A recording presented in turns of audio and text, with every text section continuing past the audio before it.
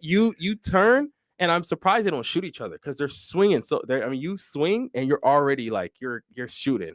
And Yeah. some of the crazy things I was watching on day 2, like you would see the smoke like coming from their muzzles. Oh Like yeah, it's because it's cold. it's cold, yeah. Yeah. So I was like, no, that's really dope too. So it was like it was pretty cool because you just see them just sizzling, right?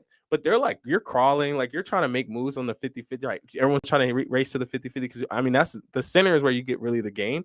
And Yeah. there's a strat to be involved. There's rushing strats. You have like fall behind, or like you have 5 people just shooting down the lane, just trying Oh to yeah, yeah. It's definitely crazy. it's chaos off the break, but it's organized chaos. These Sure. aren't I mean, I feel like a lot of people when they think of paintball, they think like I said before, just dudes running around in a field shooting at each other. But when you kind of get into this organized sport of tournament paintball, Sure. it's chaos. But like I said, it's organized. There is a when you hear that horn, there is a strategy. Everyone has their job to do off the break when whether it's running and gunning, shooting, or if they just if they're just head down trying to run to a bunker without getting shot. See, one of the things though that other sports have that I didn't notice that that how do I say this?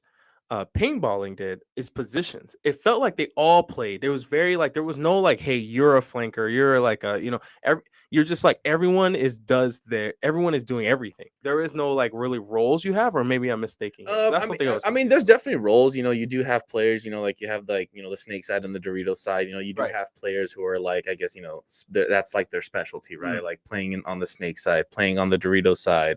And there's players who excel at it. If you look at like if you think of like Edmonton Impact, they have Alex Goldman. He's considered, at least right now, probably one of the top snake players. In general, one of the top paintball players, but for sure one of the top snake players.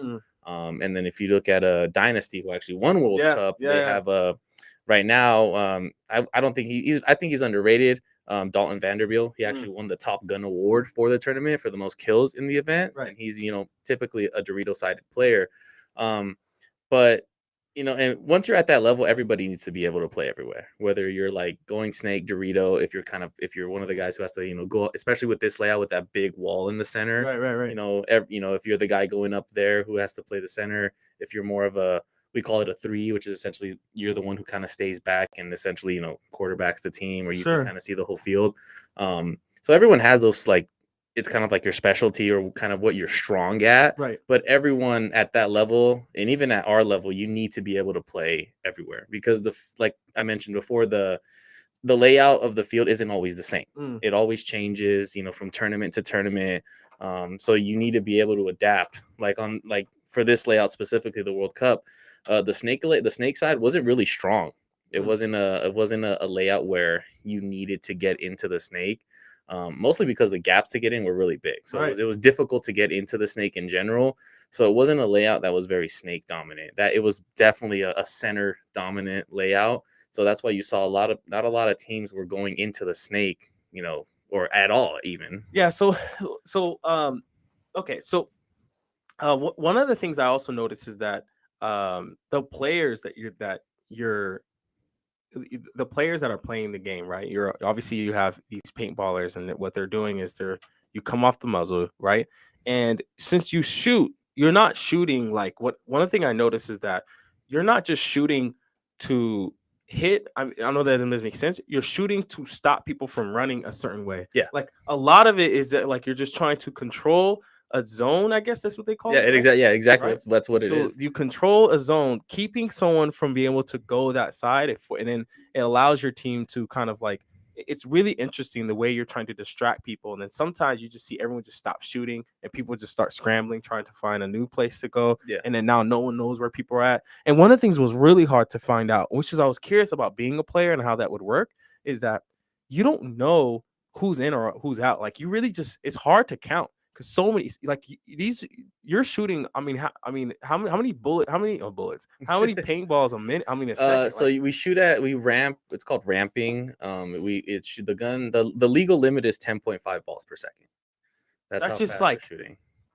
And one hits you, right? Yeah. Like you're. I mean, they're flying, so you just don't really that means you're going through. I'm seeing them try, and that's really the key here. It's like you play on the reload, right? You're playing, waiting for them to stop, because I think you can hear it hitting your. Yeah, I mean, it's a multitude of things. You know, you're always, especially if you're an attacker, you're always looking for that gap. You know, whether it's like you said, they stop shooting at you, I mean, and it all comes down. It's a lot of it's teamwork, right? Sure. Because a lot of times, like what you said, like you're waiting for that gap or you're waiting for the reload. A lot of times there'll be moments where you need to be the one to make that push, but someone's controlling that zone on you. So that's where that team aspect of the communication comes into play, to where a lot of times you need to tell your guy, like if someone's behind you, be like, hey, this guy's keeping me in. I need you to shoot at him.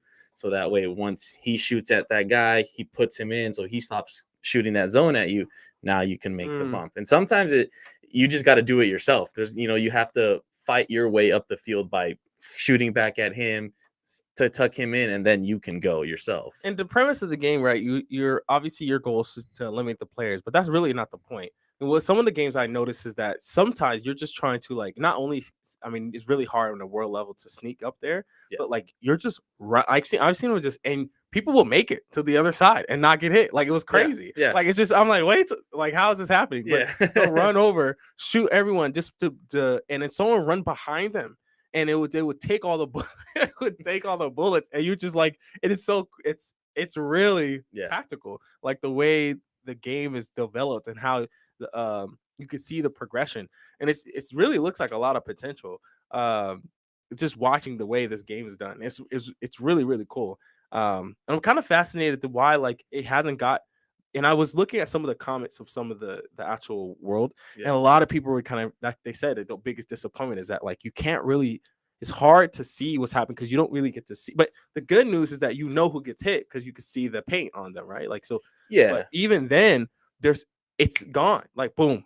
And even the and it's funny, in the top they'll have like these 5 men up there. Yeah. And they don't even know. Like, they're like, I don't know. Yeah, and that's kind of the thing where with like it's even for the commentators themselves, it's hard to keep control sometimes with everything going on. You don't, because it's like I said, you don't have a focal point. You don't have like a ball to watch, or one ball to watch. Sure, yeah. You have 5 guys shooting an enormous amount of paintballs at each other, so you're just trying to like go back and forth, keep track. And I mean, if you really even pay attention, there's plenty of times where the commentators, they'll be like, oh, it's a 4-on-3, and then they'll be like, wait, no, it's not, it's a 4-on-2, or wait, this guy just got shot out like 5 minutes ago and we just barely realized it. Because there's so much going on. It's so cool though. And do you think one of the things I wanted to ask you, right, is that being such a, you have, the way I've noticed the way it works is that you start off with like 15 or 10 minutes, and it just slowly gets down. Every time you tap the buzzer,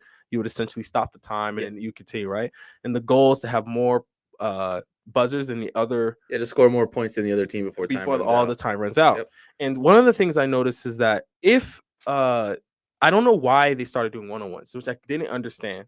Why did that come into play? Was it because they hit overtime? Is that like the so typically when it comes to like one-on-ones, if it's just a normal 5-on-5, and sometimes there's sometimes you eliminate each other until you only have one left, that's just part of the game. It's not like a.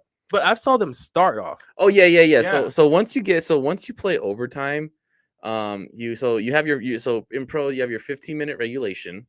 If at the end of the 15 minutes you're still tied, you go to a 5-minute overtime. If you end that 5-minute overtime and nobody scored a point, then you go to one-on-ones. And at that point, it's a one-on-one.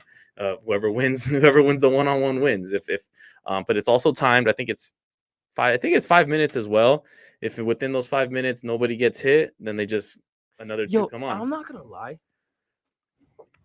Watching the and this is my question for you. Watching the one-on-one was so much not only easier to watch, but it was actually more interesting, right? Because one of the things I felt like, that there's one person out there, they know there's one person out there, and there's a strat. I've seen some dude just literally get punched, like he was on the Dorito, right, very in the far back, and this dude rushed the 50-50, right, but kept him on a Dorito, like just he would not. And I mean, he was in broad, right, but anytime he tried to, he just like would ramp up, right. And one of the things I felt like I saw people was able to do, which I think is like, I don't know how, is that he's still shooting, and then he grabs and then he reloads and still shooting. Yeah. And then like, how do you like? It's so you there's no way to you just seeing it just getting like, is this dude ever gonna reload? But no, people are able to do it. Yeah, you have to reload while you're shooting. That is And wild. that especially comes into play when, I mean, even just outside of one-on-ones, when it's a regular 5-on-5, and you're controlling a zone, the moment you, especially at that level, the moment you drop that stream of paint, you give them a gap, they're gonna go for it. That's reloading, shooting, and like reloading at the same time is a huge. It's crazy because it's such a small detail, Right. It's if once you really do it, and like if you actually just do it yourself, like whenever you like if you ever do it your first time going paintball and you reload, it's really not that hard. No. All you're doing is pulling a pot out, and just dumping it into your loader, and you just keep shooting. But it's such a huge part of the game because you got to keep that zone at all times. So what do you think? Do you think that the game would thrive more if they did more one-on-ones, or do you? Because again, you can follow what's going on the game, and actually, if you give them more time, like I think you get more like 5 people rushing at each other. I mean, that's obviously fascinating. Yeah. But like 2-on-2, 1v1s, like what do you think about that form of dynamic? Because that as a first time watcher, Yeah, like the one, and that's why I know I keep bringing it up, because the one-on-ones, even though it was just like an overtime small bit of big Pete, that was really interesting seeing them and you can circle each other like I mean, obviously you can't because you have to touch each other's buzzers in some way. So you're trying to defend the flag in a way. Yeah. But like that was something that I thought was really, really interesting. Yeah, I mean, when it comes down to like the one, like the one-on-ones, it's like I said, it's you have more of a focal point because now instead of keeping track of 10 people, you have to keep track of just 2 people. Sure. So it makes it so much easier to follow, and it makes it easier to follow what's going on. Instead of keeping track of, oh, this guy went here, this guy went there. It's like, oh, he just went here, he went here. So it's just make it easier to follow. But in terms of like if the sport would grow better if it went down to like that, probably not. Really? Realistically. Okay. And a lot of it has to do with money. Sure. Because if you have paying 5 players versus 1, I think it would be easier to actually know, because then it'd be, you know what I'm saying? Yeah, but like I said, a lot of it just comes down to money. I mean, and 5-on-5 is the newest format, right? When it started back in the day, early 2000s, we were doing 10-on-10s. Right. Then it went to 7-on-7, and now we have the current, iteration of 5-on-5. It's just, a lot of it has to do. I think it's the best format, 5-on-5. It's just how the game works. Okay. Because if you go into like one-on-one and stuff like that, it's supposed to be a team sport. If you take it into one-on-ones, it's kind of just like, what's the point of having a team? Well, like, okay. Now you're just playing. You might as well just play for yourself. Okay, so one thing about basketball that makes basketball really special, right, is because you have positions and roles in your positions, right? Yeah. Shaq is supposed to do one thing, he's point guard, right? That you got, like each player is doing something specific that makes them great at that specific craft. And for the game, it feels like you're not playing a position, you're playing I don't want to say a barrier, but like that's the best way I can explain it in my mind. And one of the things I felt was like, if you were able to go and do like a 2v2, right? And but my question for you, right, is as you see over time that it keeps getting smaller and smaller. I wonder what the reading is. Do you know why that happens? Because one of the things I noticed is that I'm curious on why they make those decisions, but one of the things I think it is because is not only the viewer side of things, but it's also really hard to compensate 10 players, right? It's much easier to compensate. Well, you're still, 20, because you have to have 10 other people on the bench, or 15 or whatever, but now it's at least at 10. And making it just one person, you have like some of the most interesting ping pong. You can have 2 players. Even beach volleyball is a good example of like you can have 6 people, but then you could break it down to 2, and that's made like one of the best Olympic sports ever. Yeah. And so I'm curious on like your perspective. Why has it gone down, right? Why has it gone down? And being a player, what is the difference? I don't know if you ever played 1-on-1s or 2-on-2s or 5v5s. Like, what do you think is like the appeal as a player to a 5v5, or is it even fun as a 10v10? Can you give me more of an understanding of like? I mean, they're all fun. Like like we said, like 10v10. Like we had practice this past weekend, and we played a 10v10 on the field, and it's a blast playing. And I played 10 men at World Cup too, and it's awesome. it's so fun because the field is like double the size of what the normal field of 5v5 is. So I mean, it's so difficult. Like they have like one-on-one tournaments, like small local ones. They do like 2-on-2s. 3v3s is actually something that's they have at all events. They have like a 3-man tournaments, and they had them at World Cup too. So there is, they do have those smaller tournaments, where it's like, 3v3, 2v2s instead of just the normal 5-on-5s. And actually right now, 10-man is actually making a big comeback right now. So a lot of events or a lot of like leagues and stuff like that are holding 10-man events again, rather than just a normal 5v5. Like the local one here, the WCPPL, we have a 10-man tournament in 2 weeks, December 3rd and 4th.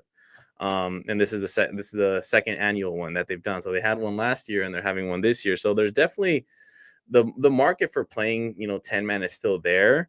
And it's like I said, right now it's making a big comeback because a lot of these teams a lot of these leagues are starting to get back into it because they realize that people still want to play it. And it's a good way to bring old school ballers back into it, older guys who haven't played or maybe aren't a fan of the current iteration of paintball right now. So they, having these 10-man events kind of just lets them kind of relive that, what they had back in the day when they were playing. And what do you think, again, it feels like with this sport specifically, right? This podcast, if you don't know, this is the Unhinged, right? I'm really trying to get a better understanding, right? Yeah. Of like, you have, it feels like the players run the sport. It's not like the audience or like the viewers are the ones who, because that's how it feels like every other sport is ran, right? Yeah. You have the viewers who dictate what they want to watch, and by what they want to watch is what the people will essentially do. The players just want to play in any way, shape, or form. You just want to shoot each other. But obviously, there's formats that you like. You want war, right? That's the whole kind of aspect. It feels like with paintballing. Yeah. The being like 10 guys and see like your brothers like charging in, and I can imagine like the feeling of like seeing that aspect happen. And I imagine with 10 people is more invigorating. Yeah. But I definitely can tell, like, as a viewer, one of the hardest things was just kind of like watching this each game and just kind of seeing it progress and just recognizing that, man, it's really hard to get it's like, I think you are a little bit different because you watched it for a while. Yeah. But it's really hard to kind of really build a relationship with a player, right? To kind of really kind of like, man, I really enjoy the dynasty players. Like, Yeah. I wish I knew one of their name. Like, just be honestly, Yeah. like, man, really get to adapt and be able to feel like, oh, okay, I know about this player. I Yeah. know about like what this person does, and what makes them special. And I feel like I think you gain that when you have kind of like those, not only just those smaller teams, but when your team, well, I guess when this league is really trying to promote individual key players, like, so I don't know what's your thoughts on that, but definitely I could see it as a player how exciting that could be. Yeah. I mean, I like to go. I like what you said about how, like, you said the players are the ones who run the sport. Sure. And it's true because a lot of the people who watch it are players players, themselves. sure, You know what I sure. mean? It's not, it's a very niche sport where, unlike basketball or football, like I watch basketball and I watch football too. I'm not a basketball player. I'm not a football player, Sure. but I'll still watch the sport.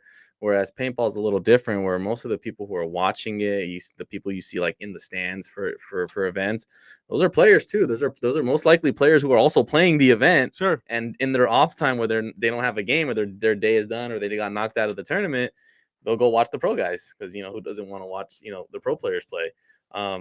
So yeah, it's definitely run by or at least the players themselves are a big part of the viewership in paintball. Which is unfortunate, because and like I said, I just think it goes back to that whole thing of it's hard to keep track if you're not someone who's really seen it before or watched it before or even played it yourself. It's hard for you to follow along. But I think you want to feel like you can. That's one thing I recognize. Like me watching, I wanted to feel like, man, I can get it. Yeah. But another big thing was I also kind of had to take in the fact that, like, if I did really understand the intricacies of it all, Yeah. I was still pretty excited watching it. Like, it's really fun to watch. Like, it's not like one of those sports that is, and again, no shade to the World Cup soccer going on. We're about to get into that. But it's not one of those sports where it takes forever to really that kind of, just like, oh yeah, okay. Oh no, it's like off the rip. There's things going on. You're glued to the screen trying to see what happens, but then by the end of it, you're like, hey, what just happened? Like, you don't really have that. You don't get satisfied in the same way. Where soccer, I think, does it really well because it's the same kind of relationship. There's a lot of players on the field. Yeah. It's a big field, but it's open, right? So you can see everyone in the dynamics of things. You know where the ball's at, so you know where to focus on. Like you said, there's the focal point. But one of the things I think would be really, really cool is if they had not only cams on the guns, which I know you said that they were trying to introduce with this time. Because you even saw cameramans getting shot, which is really funny. Like the cameras getting shot, and they're like, "Oh shoot!" They scam over to other people. But you have the referees. You have to have 8 referees up in there, right? Like there's a few of them. I think there's. I'm tripping. 12 of them. Oh snap! Yeah, no, I even got that wrong. Yeah, but you're there's a lot of checks and balances, right? Like you have a guy who's gonna run on snake, crawling through snake, right? Yeah, he's trying to go and hit someone on like on a triangle or what they call a rectangle or whatever. Doritos. So Doritos, and then what like a rectangle, is that right? Yeah, we call them the bricks. The brick, okay. And so he pivots, and they both look at each other and they shoot. Yeah, and then they're both screaming because they're like, I shot him first. He shot and then you're just the referees, all 8 of them. There's I don't know, the bullets are so quick. Yeah, being a ref is super hard, and especially in the pro league because these dudes are they're, aside from being really good paintball players, they're also really good cheaters. And paintball, as much of it, it's an honor sport, right? It's you get shot, call your the whole you got to call yourself out. But I'd be lying if I'd say we don't cheat. It's a world cup. Yeah, well, I mean that's just whether it's World Cup or just any other event in general. People don't want to lose. Yeah, people don't want to lose. Players wipe hits. They try to hide hits, or they try to get away with stuff. And like I said, being a referee, it's super hard. Because you have to make those decisions of when 2 guys shoot at each other. It's like, who shot who first, right? And sometimes it's so close to where if you're a ref, you have to make that decision. You're like fuck, but good referees at that level, it's the decision is still hard to make, but they're you being there up close, there's, you definitely know when it's at the same time, or if it was like, okay, he shot him first, but yeah, players definitely cheat. They ride on that line of wiping hits, because if you get caught wiping a hit, that's a big, you'll fuck your team big time on a point, because you have minors and majors. A minor is just a 1-for-1, so they'll pull you for the penalty, and then they'll pull one of your teammates. A major is a 2-for-1, so they'll pull you plus 2 guys. If you get caught wiping specifically, that's a gross major, so they're pulling 4 guys on that, and you have 5 players at any given moment. So if you get caught wiping, you get a gross major, you just wiped out your whole team minus 1 guy. So is that just for the round? Yeah, just for that 1 point. For that 1 point. Yeah, for that 1 point. But it can carry on into other points. So if it's if you get a major and you're the last guy alive, that carries. It's because they don't have any more bodies to pull. The way they'll assess the penalty, one is they'll give the other team the automatic point. So, okay, I'm going to let you continue here, but my question was, and for just those who were watching that didn't get to see the show, didn't get to see the World Cup, one of the things I noticed is that they're really only checking the person who touches the buzzer, right? Is that kind of accurate? Or are they always checking whoever walks off the field? No, I mean throughout the game, as the game's being played, you have the referees, watching the players to, make sure. My buddy, one of my ref buddies, like to say this a lot. I'll tell him the referees are there to enforce the rules, but he always tells me, he's like, no, the referees are there to enforce safety, the safety of the players.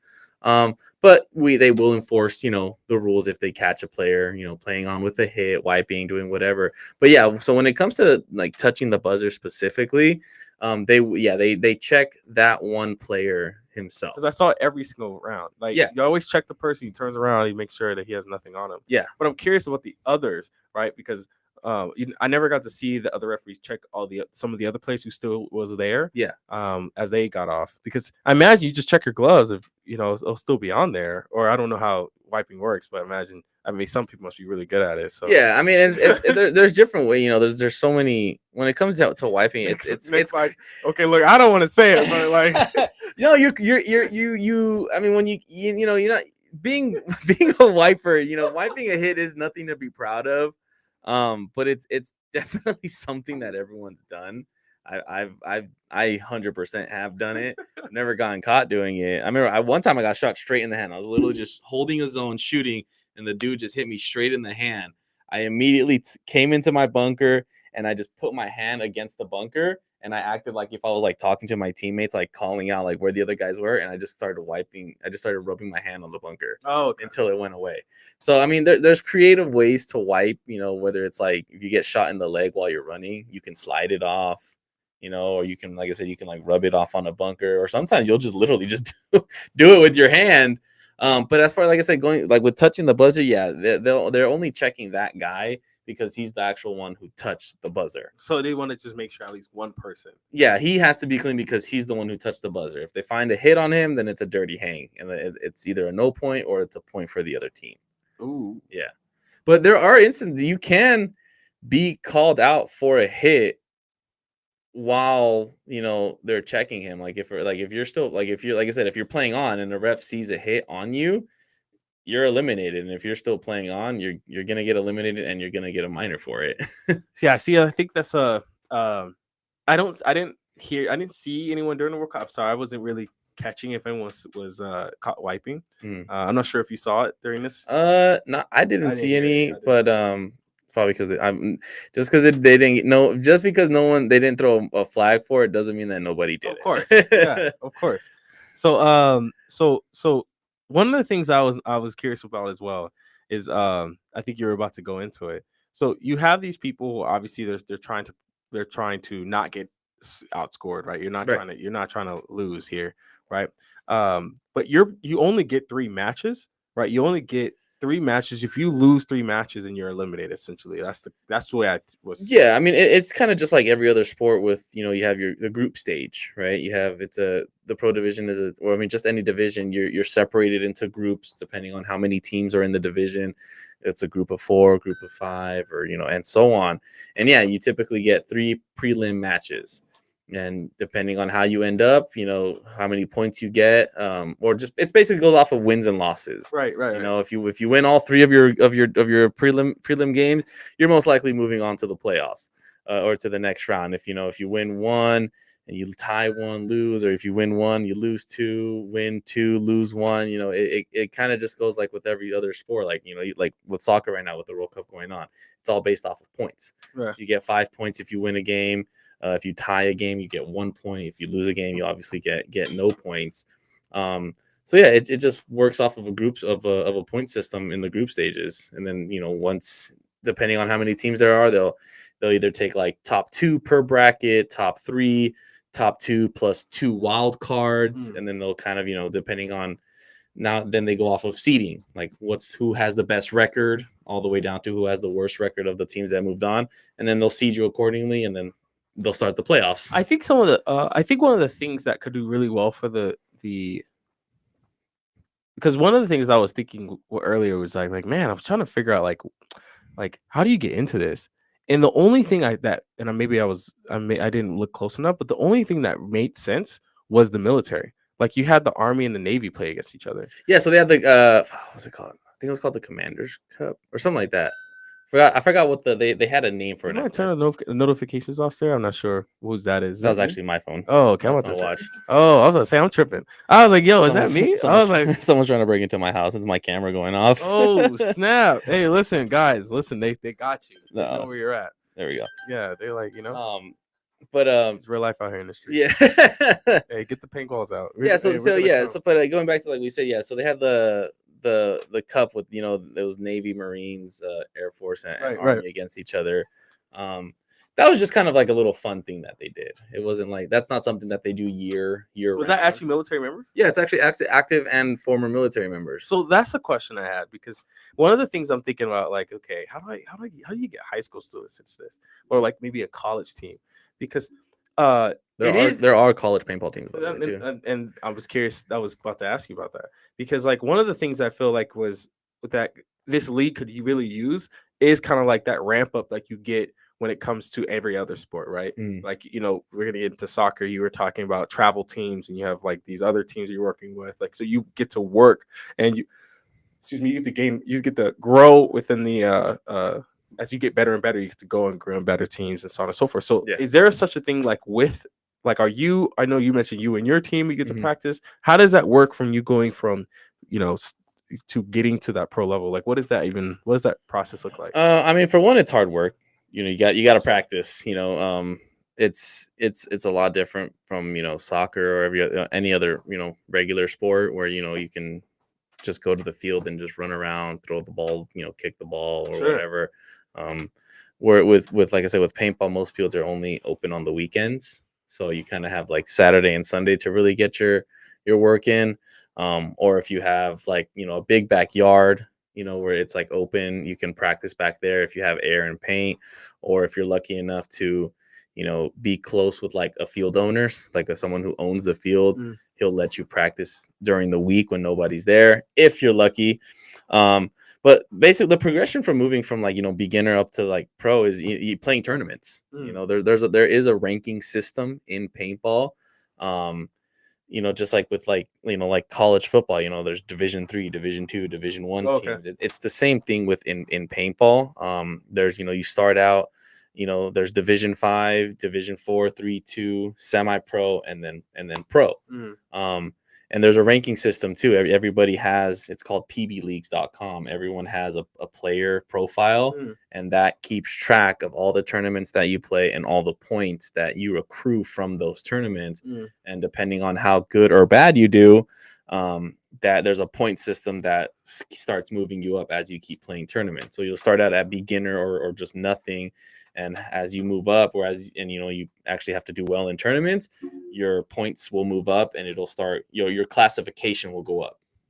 So I see you repping. Is that your? Yeah. So this is the store I work at, Matrix Gear. Hey, USA. shout out to Matrix Gear. We got Black Friday deals going on Friday through Saturday. Come check them out.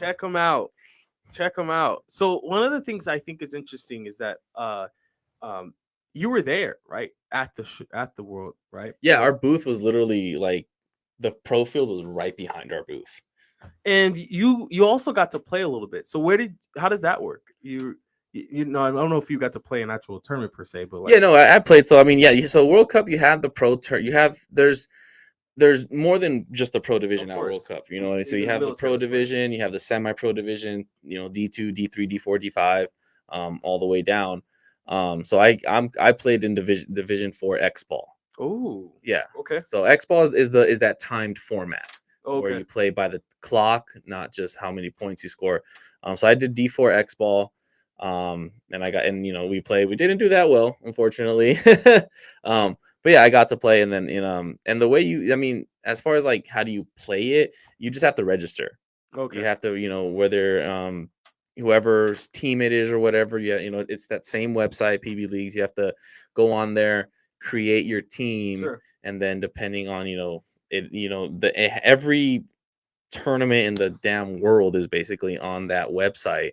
And how many? So the question was, most of the people I felt like were obviously from the States. Was there anyone out of country? Oh, 100%. Okay, so I didn't 100%.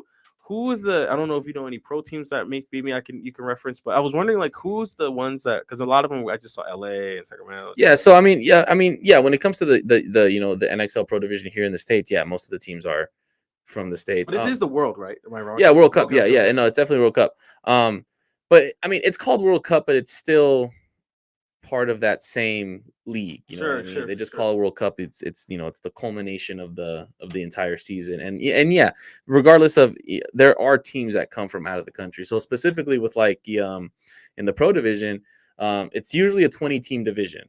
Okay. Throughout the year. But yeah, you have like you have the Russian Legion. They're a pro team. They're straight from Russia. Okay.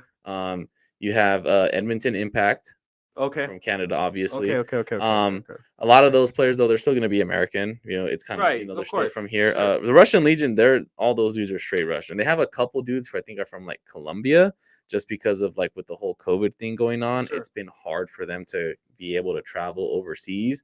But they've always been a super strong team in the pro division. You have the Latin Saints right now too, who yeah, they had some shit going on this year. There was that's like a whole nother thing to get into. But they're the Latin Saints, they're from, I think originally the owner was from Mexico, but then they had like this whole little drama happen with money that they basically had to, like, a new owner had to step in. And I think the flag is like Guatemalan now. But yeah, there's that. And then at this event specifically, they added 4 teams from Europe. So you had the Toulouse Tauntauns, who are from France. Yeah, I saw the Tauntauns. Yeah, and they were actually and then they were putting in some work too. Yeah, so the Tauntauns are they're a long time former pro team. Oh, okay. They used to play here. They've been around for for decades, playing here in the States, and obviously in Europe. Right. You had the Toulouse Tauntauns. You had the Lucky 15s, who are from England. You had I think it was Paris Venom. I think, or Carnage Camp Venom, something like that. But they're from Paris, and there was one other team I can't remember the name right now. But yeah, you have teams from around the world, and especially in like the divisionals, which is like semi-pro down. Like this year in semi-pro, we had the Manawatu Titans from New Zealand. Whoa. So yeah. so then my question: is there a difference in play style based off the regions? You know how like in soccer, there's definitely like different ways that different regions will play versus others. I think there is. Like, if going back to like the Russians, they play very aggressive. They have a very aggressive play style, but it's aggressive, but it's also very, how can I say, it's very methodic. They have a very methodic play style of how they play. Because what's actually one thing cool about the Russians is they, like, playing for them, that this is their full-time job. Like, they're straight up, they're representing Russia, like, straight up. They have like their own training facility over there and everything, which are not a lot of teams out here in the States have. Right. Like your own like they have an indoor training facility for when it's snowing that they train in, so they can still keep playing paintball year round. Yeah, that's rough. Yeah. That's which awesome. Out here you don't have that. Yeah. Most of these pro teams, they're still practicing at the same field that I'm practicing at. Like, I'll go to Camp Pendleton down in Oceanside, and I'll see Aftermath there, Dynasty. That's the home field for the LA Ironmen. They're playing at the same field that we're playing at. Okay, so what do you think is the next step that needs to happen? You saw Dynasty take it. Yeah. What do you notice that their difference in play style and why they were able? Because the Russians get to play year round, but Dynasty doesn't get that opportunity. But they've been around for a while, I think. Yeah, most of those guys like Ryan Greenspan, Alex Frazier, Yosh Rao, with the Oliver Lane coming back after a 6-year hiatus, considered literally the GOAT of paintball. Sure. These dudes are all in their 40s. Right. They're like, they're all 39, 40 years old. Blake Yarber, who's one of the younger guys, he's still 35. Arturo Andrade is also, I think he's 36. So a lot of these guys, it just comes down to they just have so much experience. They've been playing for so long that it's just their experience is how they get by. And obviously with playing for 20 plus years, your skills are there. But as far as like what needs to happen next, I mean, because you work at a shop, right? So yeah, you kind of you get to see kind of a different perspective. You get to see the new people trying to get started into this world. Yeah, it's. I mean, the way to get into paintball is to be straightforward, is just to go out and play. Most literally everyone who started paintball probably started with like a rental gun, getting a rental from whatever field they went to, and then they're like, oh, I want to do this, and they buy their own gear. They start playing rec ball, recreational, and then the rec ball fields are right next to the speedball field. So at some point you look over and you're like, oh, that looks fun, because instead of playing these huge games of like 40 on 40, 30 on 30, you just have these small 5v5 games that are high intensity and high adrenaline. Sure. So there's always that migration over of players. And they don't have comms, right? I noticed that they were shouting. Yeah. There's no comms. You don't get to really kind of. You can't wear like a radio or anything. Oh, like that'd that. be so cool if you did. Yeah, it would be. But yeah, all of it. There's paintball is huge on communication. You have to be huge. Winning the game, I for me at least, winning the game itself is 80. Communication is 80% of the game.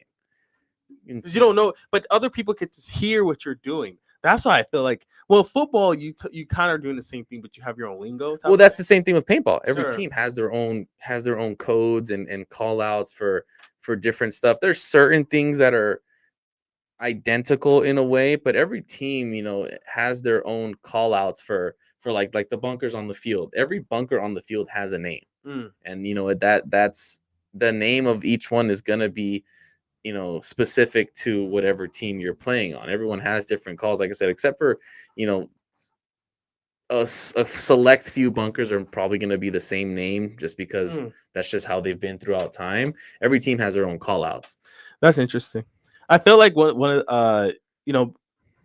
I can only imagine playing the game due to the fact that like you're not only trying to track what's going on in front of like who your target is, I guess, because I think you almost like you're not playing the man. You're kind of playing the zone and like certain targets and trying to make sure that the team plays this game. Yeah. But one of the things I found was like I said, I was telling you earlier, is like I wonder like if an average person wants to get into this, right? Like, and if they want to go and say, hey, look, this seems so cool. Cause it really does. Like you're watching it and it seems like, man, this is really cool. Yeah. But the average person trying to get involved, right, will never get to really experience it out in like a curricular environment, right? You said there is college teams, but like, I don't know if that's like more of like an actual college team. No, yeah, these are like legitimate like universities that have these teams. There's not a lot, to be honest. It's not like the NCAA and they have right. Every university has a paintball team. There's select few, and most of them are going to be in areas that have a hot spot for paintball. California, sure. Texas is a huge hot spot for paintball because they have the land. Yeah, the land. It's just the population, and Florida is also another one that has a big population for paintball. So yeah, I mean, there's not, it's not like there's college paintball teams all over the country.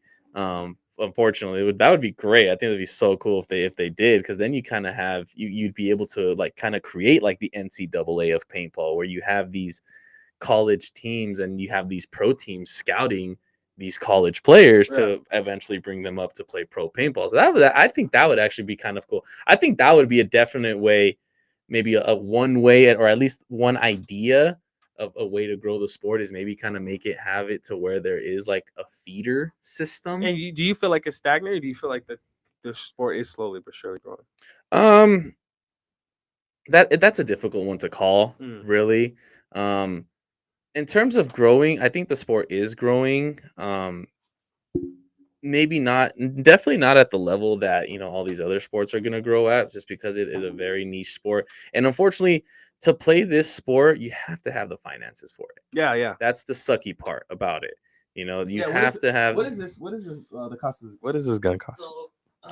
So this one, retail, the gun itself, if I would just buy like a stock color, like let's say if it was just an all red, it'd be $1,600. Oh, just the gun itself. Get excited. Yeah, because mine is the red speckle edition, the little special anodes that they have on it. This is actually $1,800 retail. Oh, okay. Yeah, just the gun itself. That's excluding the hopper and the tank. Okay, the tank, but that's just. This is $200.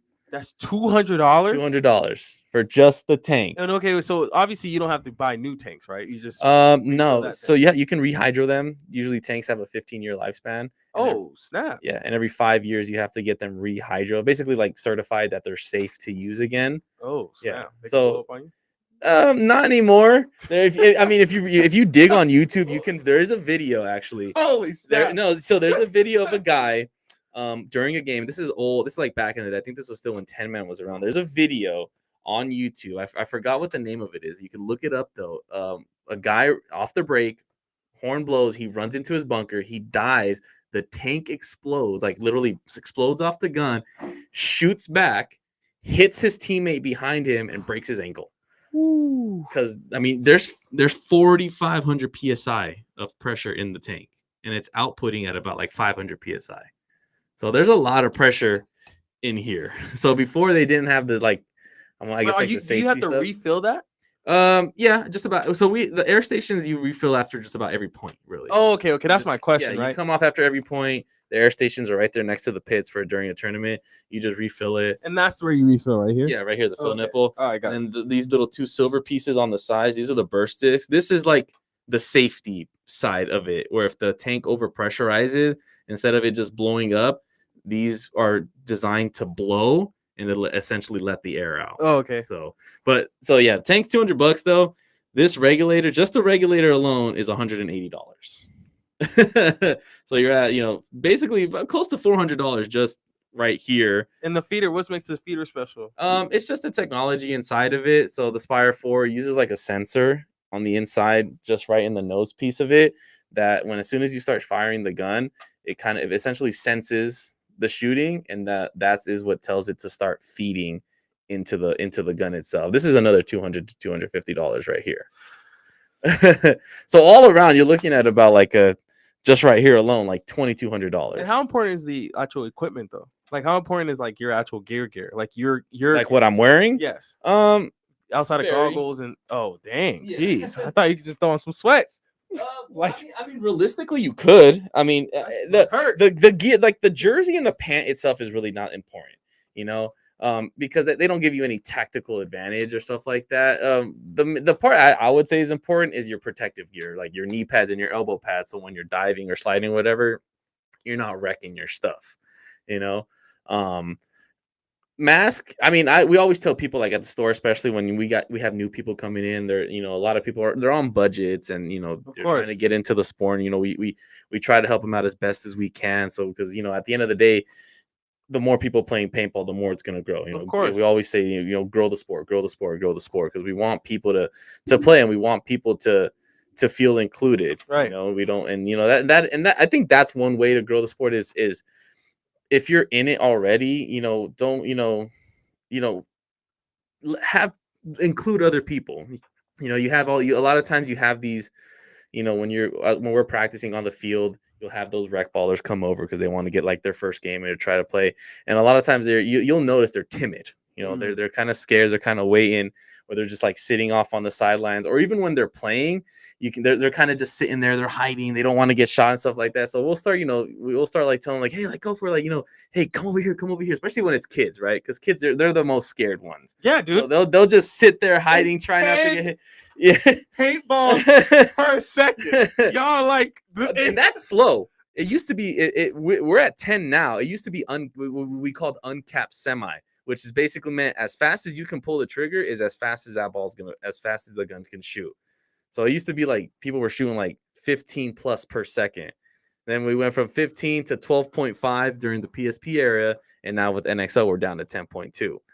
But yeah, like it's growing. Kids getting like, and again, I think I mean, like, I asked you earlier. I was like, so what hurts more, like a airsoft or like a paintball? You're like a paintball, and that's what. So.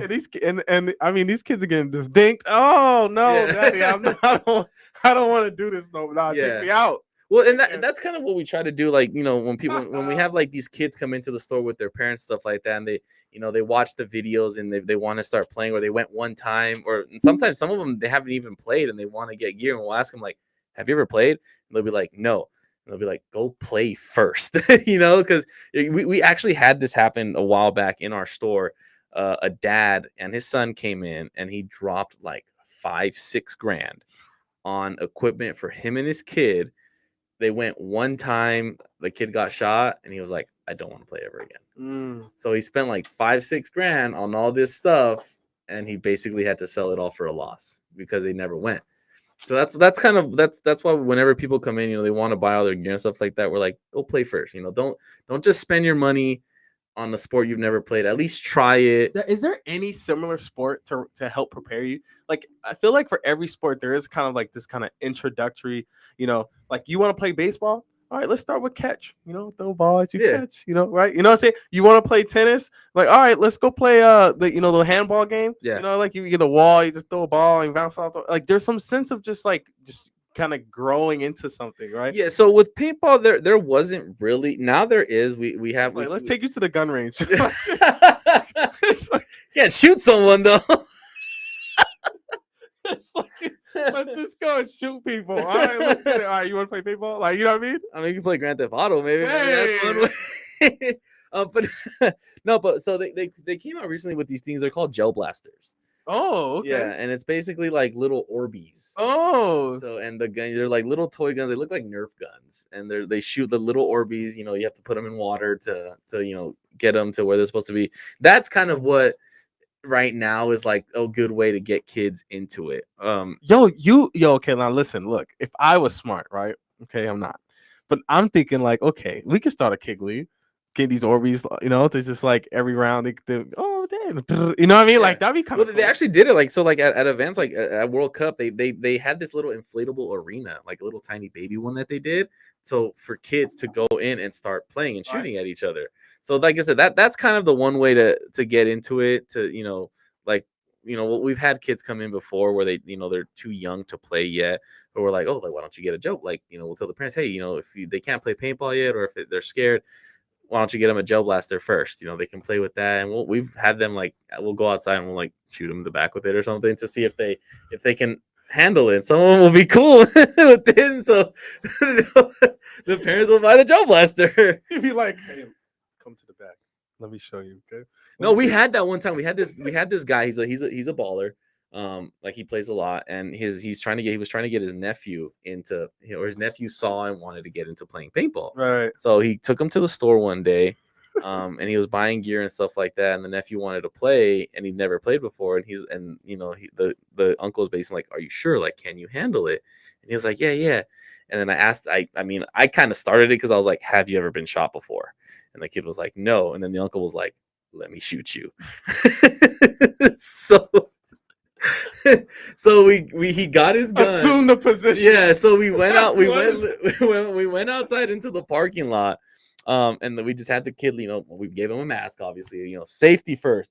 At the end of the day, 100% safety first. That's why even like with this, I still have a barrel cover on the gun. Because you don't know if there's one. Yeah, I know there isn't and everything, but it's all about safety. Sure. And that's kind of why, just real quick, when I said, when we have people trying to buy their gear, we always tell people, get a good mask. If there's one thing you don't cheap out on, buy a good mask. Protect your fucking face, because a paintball, you'll lose an eye. You will literally lose an eye. Sure. If you get shot in the face. So that's one thing.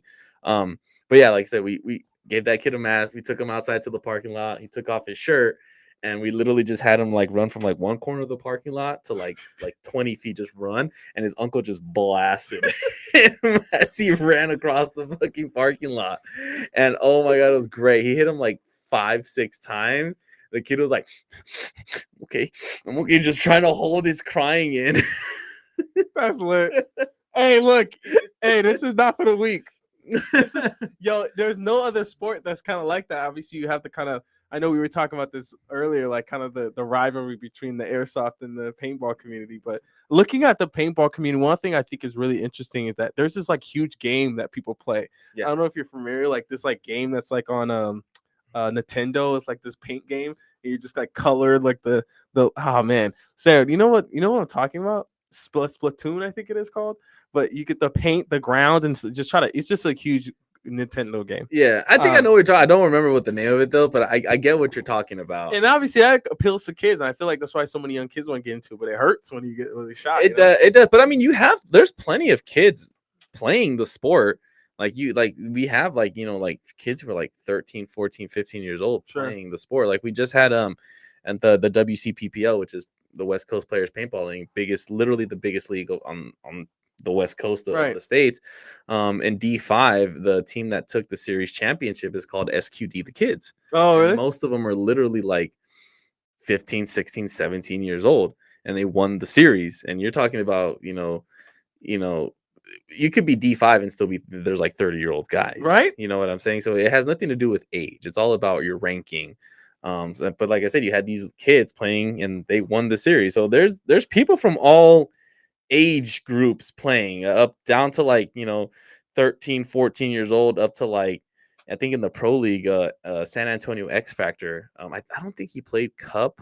I didn't really watch, and he hasn't been playing that much. But Alex, their owner Alex Martinez, he's 55 years old, I think. Dang. So yeah, like the age range is crazy, and I think that's why I like paintball so much, because the wide age gap that of just the player pool. You can be super young and or super old, and you can go play. That's what I think. That's a good thing. I think I was going to ask you. This kind of will lead us to the next chapter of things, right? Soccer and this, it feels, is definitely like your athleticism obviously plays a factor in this, but not so much. Is as long as you can point and shoot, and you have some sense of like, again, the experience that comes with it. Your experience tends to lean more than your athletic ability in this particular sport. Obviously, I feel like there's a balance to that. But I mean, like definitely, you like I said, I mean, you still have to be athletic, no matter that's a give, no matter what. But I think the size of the field you play on, it definitely plays a factor, and I think that maybe the longevity. Sure. Where like soccer, football, you're running 100. You're running 100-yard field constantly, right? Whereas in paintball, it's a 150 by 120-foot field, and sometimes off the break, you're running maybe 30 feet. So you're not constantly running back and forth, back and forth, back and forth. So you don't have to, you still have to be athletic, but it's like you said, there's a lot more than just being athletic that goes along with it. What do you think that you kind of wish that paintball had that soccer obviously had? Availability. Because you mentioned that only 2 days of the week. Yeah, Saturday and Sunday, sometimes Fridays. Why? What's the restriction on that? Is there like a money? It's financial. What, you just keep a field open, people will pay? No, like what's the yes and no? How many people do you need to staff a game? I mean, realistically, you need like 1-2 refs max. But the thing is, right? It's like, okay, like the lights, maybe. Well, I mean, not just that lights, but like wherever you live or wherever I live, right? Like I live in Rialto. Sure. I can walk 10 minutes, and there's a park. Sure. Right. I can literally go within like 5 to 10 minutes, even a drive, 5 to 10 minute drive. I can go and find a park. Right. And I don't need anybody there to be able to play soccer or football or basketball. I can do it by myself. Whereas, and there's hundreds of parks everywhere. Right. Right. Hundreds all over the place. You can drive probably like every 5 miles, you'll probably see a park. That's facts. Whereas paintball, there isn't that. There isn't hundreds and hundreds of paintball fields all over the country.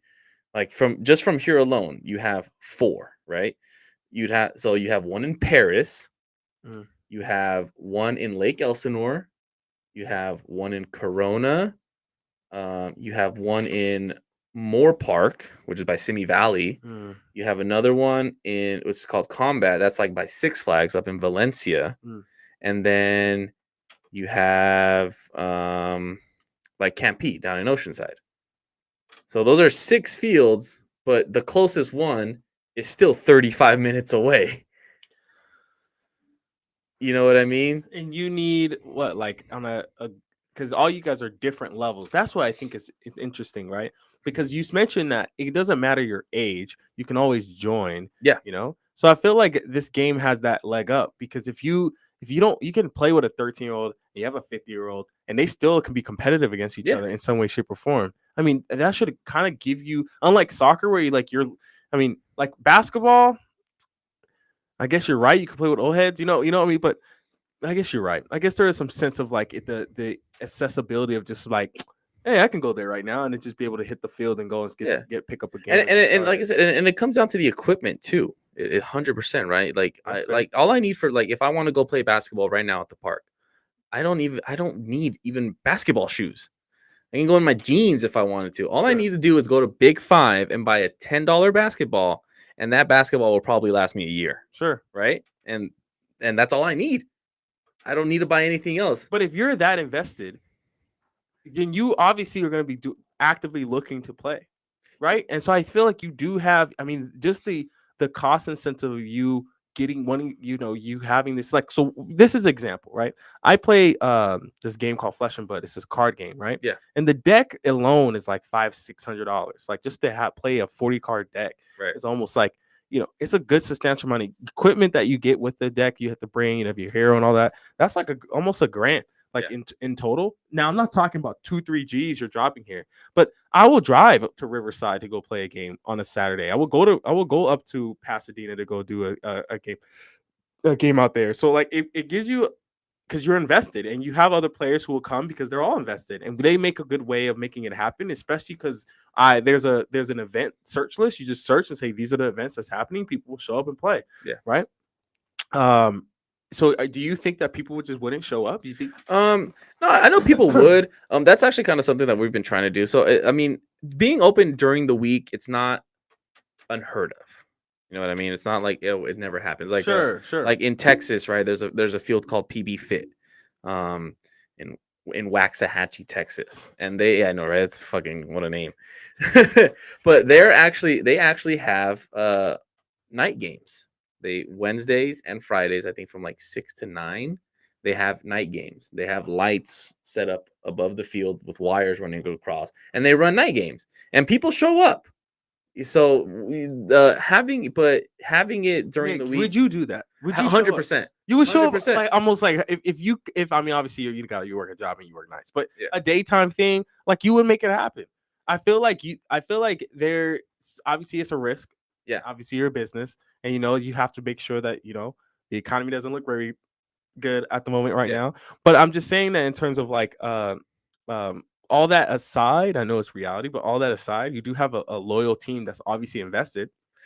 But even some of the guys who are invested, they're still, like, scraping by to play. Like, one of my guys on my team, he just to be able to play on Sundays, he shows up to the field early to help them set up the bunkers, like lay them out, hammer them in, blow them out, because they'll give him free entry for helping out. So that's kind of his way of saving himself $40 so he can still play and afford paint. Because you have to think, when, like I said, going back to the whole, basketball, whatever, I can just go to the park and play.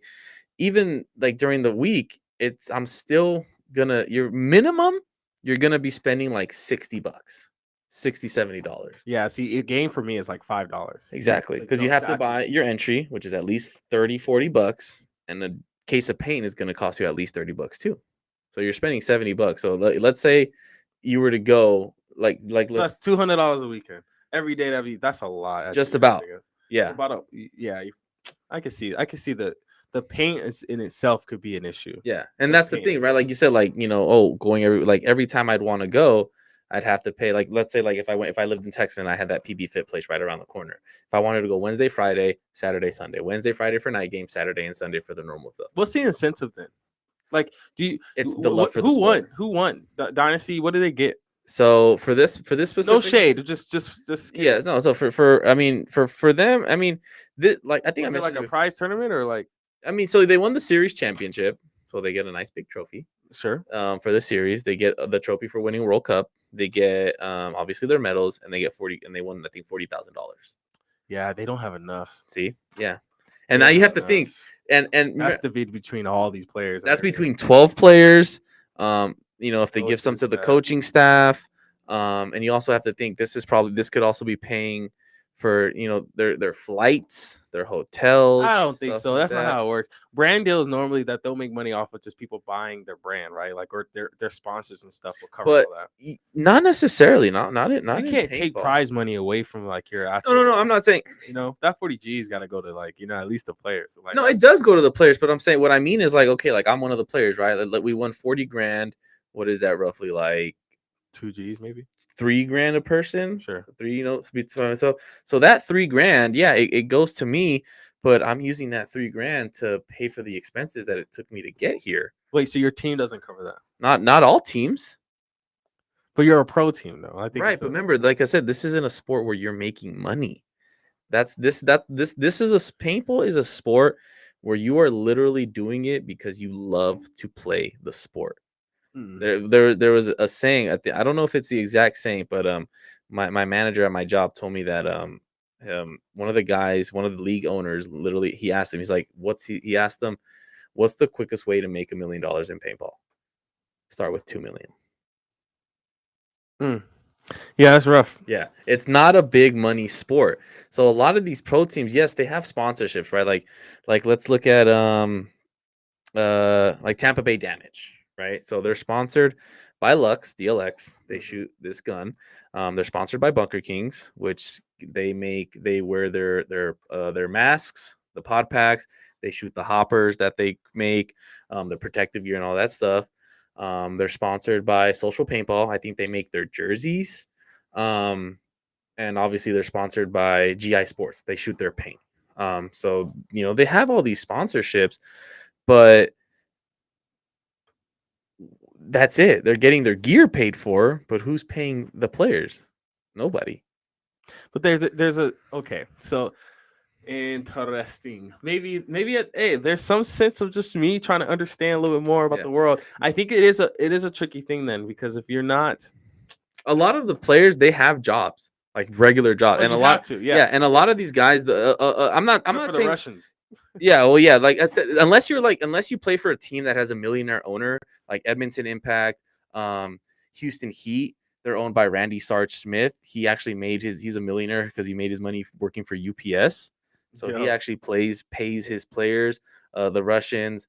And I'm not saying that players don't get paid at all, but they get paid in different ways. Sure. Not just instead of just me handing you a check for like 40 whatever. Yeah, I mean, I get it. Like if you want to go and I saw it was one of the things. I think this is the final thing we wanted to talk about. You mentioned this controversy going on with the other team, and one of the things I noticed is that these are rugged individuals. Like I see them flipping people off. They're like, these dudes are. So paintball, we're just a bunch of degenerates, right? We're rejects of the other sports. We're just like, hey, we can still go play this sport and be successful with it. I mean, I didn't say it, but it's the truth, and it kind of like going with what you said. Like, there's that drama going on with that team, the Latin Saints. So they didn't earn their way into the pro division. They bought their spot. So a team, I think it was TMG Outlaws. They were a former pro team. They were just not doing great the past couple seasons, and it was costing them a lot of money too, right? They sold their spot, and the Latin Saints, the owner came in and he bought the spot. And it was an owner. I think his name was Diego Santos. He was like a millionaire dude from Mexico. He owned restaurants and stuff like that. Okay. Drug money. Hey. That was the rumor, that he was involved in the cartel and stuff like that. But he basically came in as like kind of a way to shake up the sport, where he was paying players like straight up, like I think he literally contracted all the players and they were all paid. Like I think he got like Alex Goldman, Kyle Spica, who plays for Dynasty now. Who else did he get? Justin Rabakov from Edmonton Impact. He picked up Corey Hall. He picked up like the best players in the league to build this superstar team. And all of them were paid. I think like Alex Goldman, I think he tied the record for highest paid player, $100,000, which was the rumor. Yeah. Talking about $40,000 prize winnings, and it's 100. Okay, continue. I'm really curious to see like what's the return here. So there is no return. It's like I said, you're just doing it because you like it that much. There must be. It has to be a return, because it may not be a financial, but it has to be something. Like you're doing it because either you want the clout, you're doing it because you want to just say like I was the best at this at one point. Well, I mean, yeah, of course you're doing it because you want to be considered the best player in the world. But no. Why is the owner doing that? That's the question, right? Because he wants to build a successful pro team. Okay, continue. You know what I mean? So how does this turn out here? So he was paying. He got all these guys, contracted them. Like I said, Alex Goldman got the highest paid. I think he was getting like $100,000. Kyle Spica, Corey Hall, Justin Rabakov, all these dudes were getting paid. So it was like they had two lines. They had basically the superstar line, which was these paid players, and then they called it the Hispanic line, basically, which was like the lower just his actual Hispanic players, because they were called the Latin Saints. You can't, so it was kind of trying to still say like, hey, we have these superstars, but we still have Latino players on the team. So it was a real shakeup in the division. So they played the first event and they took second place. Oh, yo. Yeah. So okay. it was They put in some work. Yeah, they put in work. And did the Latin people ever play, or they would just? No, they did. They did. Oh, They okay. kind Look of at like that. they Shout out to rotated the lines and boys. stuff. Like obviously, the pro guys, the real legitimate pro guys were getting a majority of the spins, but they were still playing. So the way the NXL is structured, you have 6 total events. You have 4 major events plus 2 minor events. Okay. Every pro team has to play at least 1 minor event. And the second event came around. It was a minor in Texas. The Latin Saints didn't show up. So everyone was kind of like, whoa, like what's going on here? Everyone expected them to be here. They were actually registered to be there. And they didn't show up. So the event went by, and people kept asking like, what's going on? What's going on? What's going on? Basically, what it came down to is the players who were supposed to get paid, they never got paid. So it was a whole debacle of and the thing with that it comes down to is I don't paint, because it's such a small sport. You like, as far as like contracts and stuff like that, a lot of people don't know how these contracts work with these players. Of Like, course. are they signing actual documents for that they're saying like, hey, Sure. I'm going to play for this team and stuff for this season? Or is it just kind of all like a verbal agreement and stuff like that? Shake hands. Yeah, exactly. In I guess Smoky room. Yeah, I guess it kind of came down to that with the Latin Saints, is like there was no official agreements. A lot of it was just like all word of mouth. Like, hey, I guess they were saying like something about like the guy was gonna send them like prepaid cards and stuff like that, with like, then he was gonna like load the money onto them. That's how they were gonna get paid. But apparently some of the players like never got paid. And so it kind of, there was just this huge just downfall, and started with Justin Rabikoff. He left the team and he ended up going back to Edmonton Impact. Then another player left, and literally all the superstar guys just bounced. Yeah, they took flight. Yeah. They were only there for the money. Yeah, I mean, realistically, yeah, and you can't blame them in a sport I don't. in a sport where you don't get paid to play as a professional athlete. But that don't make sense. You dropping 5 G's, 4 G's on like these stuff. You're dropping so much. But the cost of entry is so high. Yeah. I feel like there has to be a better way for them to see some type of return, because one of the things here is that like watching the game again, seeing it's really good. But I also noticed that like, just again looking at the comments, a lot of them people are frustrated by the just how hard it is for them to just follow it. The internet and everything's dropping, and they can't really get to see and so I think that marketing would really help. Oh, 100% marketing would help. And just enjoy, like I said, like when, like I said, players, they don't get paid financial, like money, like straight up cash, but a lot of them get paid. So like, I know like a couple teams, instead of them, a lot of the guys work in the industry too. Right. That's kind of like how they get paid, is they'll work in the industry. Or like, I know a lot of teams, they'll give their players like the sponsors, what they'll do, or actually this is kind of how the players themselves make their money. It's not even the team, it's the players themselves. They'll buy guns from their sponsor and then resell them. And that's kind of their way. Or like, if you look at a lot of teams, so except a couple teams, I think it's like, depending on what the sponsor is, if you go online and try to, like, let's say your favorite player is like from San Diego Aftermath, your favorite player is Joe Barrett, right? He plays for Aftermath. If you go online, whether it's like if you go on JT, San Diego Aftermath website, or just any website that sells paintball products, you cannot buy his jersey. His jersey is not for sale. The only way to buy the jersey with his name on it is directly from him.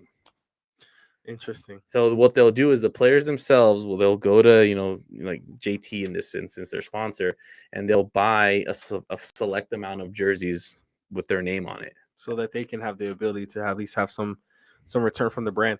Exactly. Social media would make them a lot of money too. If I'm telling you, it's marketing here.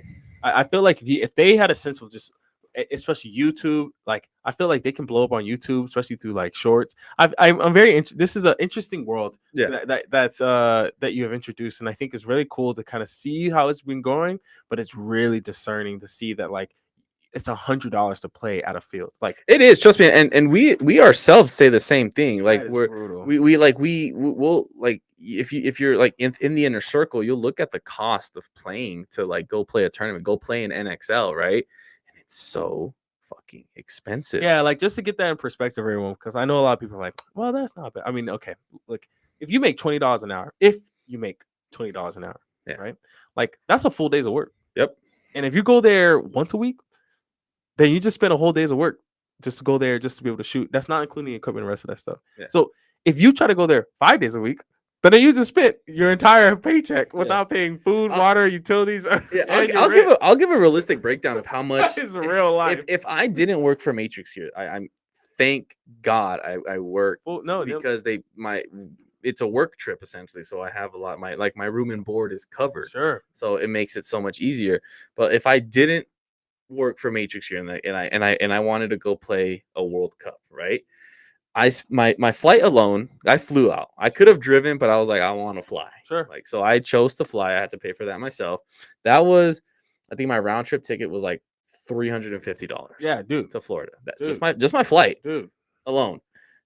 If I had my room and board covered, thankfully. If I didn't, if you get like the whole team in an Airbnb, you were there for like a week and a half, right? Yeah. Oh my God, that's like $200, $100 a night. Yeah. But I mean, most players they won't be there for a week because this is Florida, right? So it depends what part. What part are you in? We were in Kissimmee, which is just outside of Orlando, right where Disney World is. Oh yeah, dude. Yeah. So have you been to Florida? No. Okay, so the area that we play is it's right across the street from the Gaylord Palms Resort. Yo, Gaylord is real life. Yeah. So it's straight right across the street. So let's say you get an Airbnb with like eight like you're 8 guys, right? You get an Airbnb. Bruh. That's like what? I don't know, like $1,500, $2,000 for 5 days, maybe. Yeah, split that by 8. If you cram all 8 of them in one hotel room, yeah, split that by 8. You're still spending what? Maybe $200-$300 per player to pay for the Airbnb. Sure. Right. You got to pay your food for the weekend for the 5 days that you're going to be there. I don't know. Let's say $50 a day just for your food. Right. If you need to rent a vehicle to be able to drive around. No, look, listen, I get the point. You know what I'm saying? It's brutal. I think that's why my question here is that like, I wonder the manufacturing to manufacture the equipment. I imagine how hard it is because if I'm building that gun does not look like it's easy to build. Yeah. It doesn't look like you can just 3D print that, right? Like it's one of those things that really feels as if like, man, to wrap paint to where it's enough to like explode, like, you know, like, oh shoot.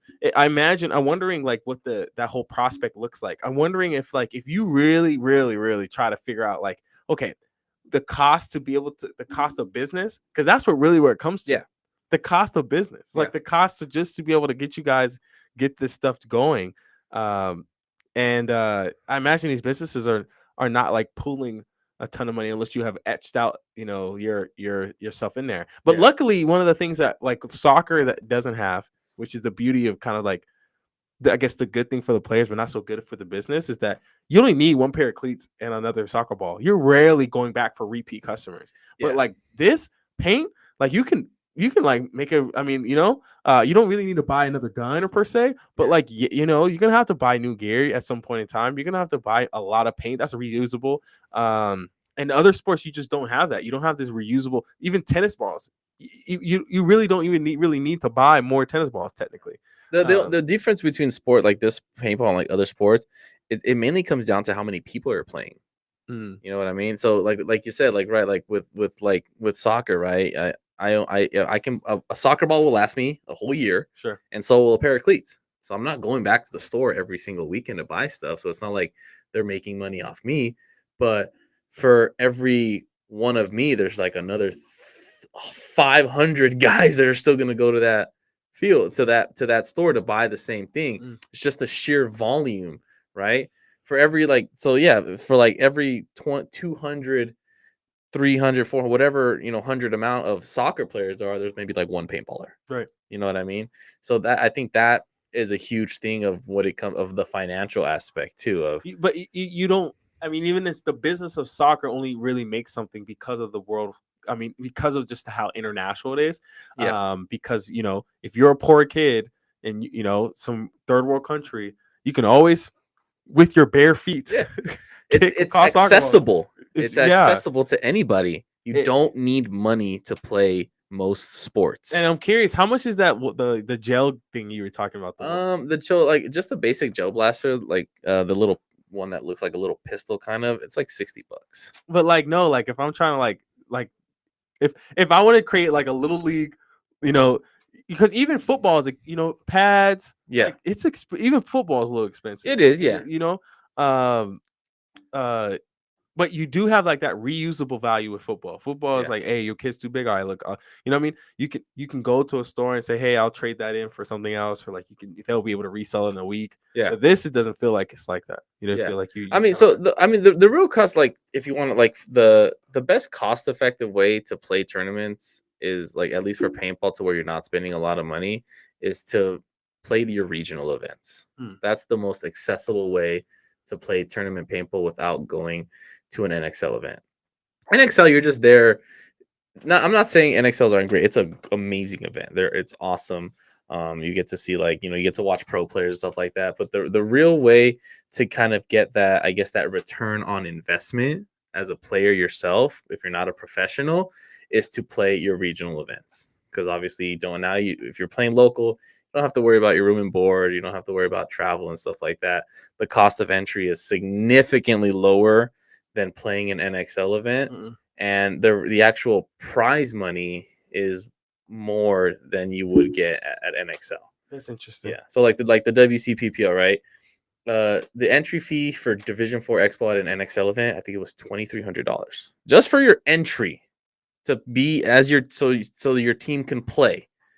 You were Division 4. Division 4. You did not. Your team did not drop $2,300, right? $2,300 just to be able to play the event. That doesn't cover our paint either. We still have to buy paint. I think we went through 30 cases, $35 a case. Yo. Yeah. The mic drop there. Yeah. Plus your ID card. If you haven't played an NXL event, it's $60. Yo. That's for the whole season. But I'm saying if you only play World Cup, you have to drop $60 to get your ID card for that one event. $2,300. Yeah. It was 300. How many rounds you get to play? You have to tell me at least that. You get 3 games. You get your 3 prelim games. Three matches? Yeah. Minimum. It's minimum. Yeah. Bruh. If you move on, then yeah, every match you won, you get to continue. Yeah. That's why I say play your regional events. Like we have the WC. Do you remember how much was soccer? Do you remember? Per year?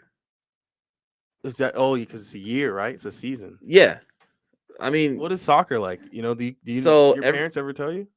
No, but I kind of, now being older, I kind of have an idea of how much they would pay realistically. So cleats? No, like for the season. Oh, like to travel and stuff like that, or do you mean like to like join the season? Because doesn't it cost to join? Yeah. So that stuff I don't know. I want to say I remember like when you did play competitively. I did. Yeah. If I go with like just like high school wise, it cost us nothing. Right. I think it cost us. I think we had to buy like our team packages, which was like you just tried out, you made it, and then you got to. Yeah, you had to buy your team packages, which was like the bag, the sweater, the pants, the jerseys, and all that stuff. I think that was like $450. That was for the full season. And then after that, obviously, you don't have to pay anything because the school pays for everything. Realistically, right. Outside of it, like travel ball and stuff like that. Yeah, that's what I'm yeah, I mean, even that was cheaper. I think like to be on a team for a season. It's like, you have to pay like your team fees and stuff like that. I think it was maybe like $1,000 for the whole entire season. And I mean, you're playing what, like 12 games, probably more. Really? Yeah, because we have like our league, which was the Coast Soccer League. That was like just your normal league, like NFL. But then we also had tournaments. Like we traveled to like nationals. We would travel like to Arizona for other tournaments. Like we would travel like to Northern California. That cost a little bit more, but the cost in comparison to paintball was nothing. It was probably maybe like $1,000 for the entire. That puts a lot of pressure too, man. That's brutal. That puts a lot of pressure because you just like. And the question here, because it keeps coming back, like, for what? Because you're like, I'm telling you, man, it's just because you like doing it. This is one of those little things where you do it simply because you want to do it. Dude, in the card game, they did $1 million Worlds tournament. Yeah, it's a card game. Yeah, and paintball has been around much longer than this card game. It's only gonna be around for like maybe 2 years, 3 years. Yeah, and it just shows that like, okay, and it's just cardboard, so it's just like a cardboard costs $100, which the cardboard, Yeah. 5 cents probably, but just because of the value that we put on the card makes it so that you can make this just insane amount of on top of the money that you would make printing out the card.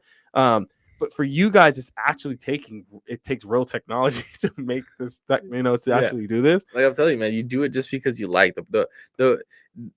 it's such a weird concept to think like you're gonna spend all this money and you're not even gonna get half of it back. Like you're spending this money for fucking nothing. There has to be something. It's definitely an investment in the future. Your hope is that like it will grow. Well, that's why I said it goes and the back cost to the will get regional lower things. because of more people are playing. So hopefully they don't.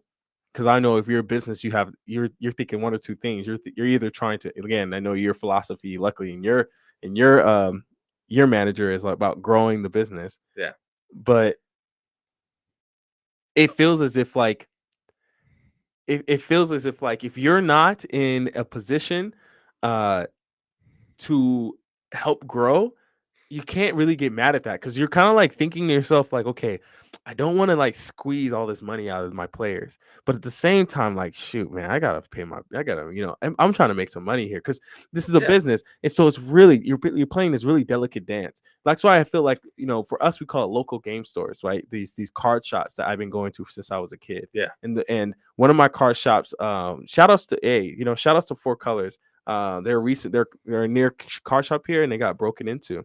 And literally, he has like a safe for a door, right?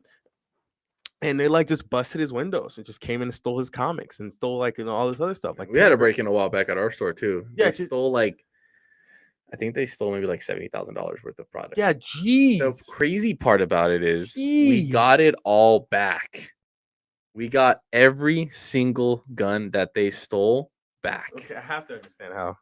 So we have cameras at the store, obviously. We this particular night, for some reason, I don't remember what happened, but for some reason our alarm did not go off. Oof. What happened and what saved us was the pizza guy in the same parking lot was still there. No, sorry, he wasn't there, but these dumbasses, once they went into our store, they got greedy and tried to rob the pizza place.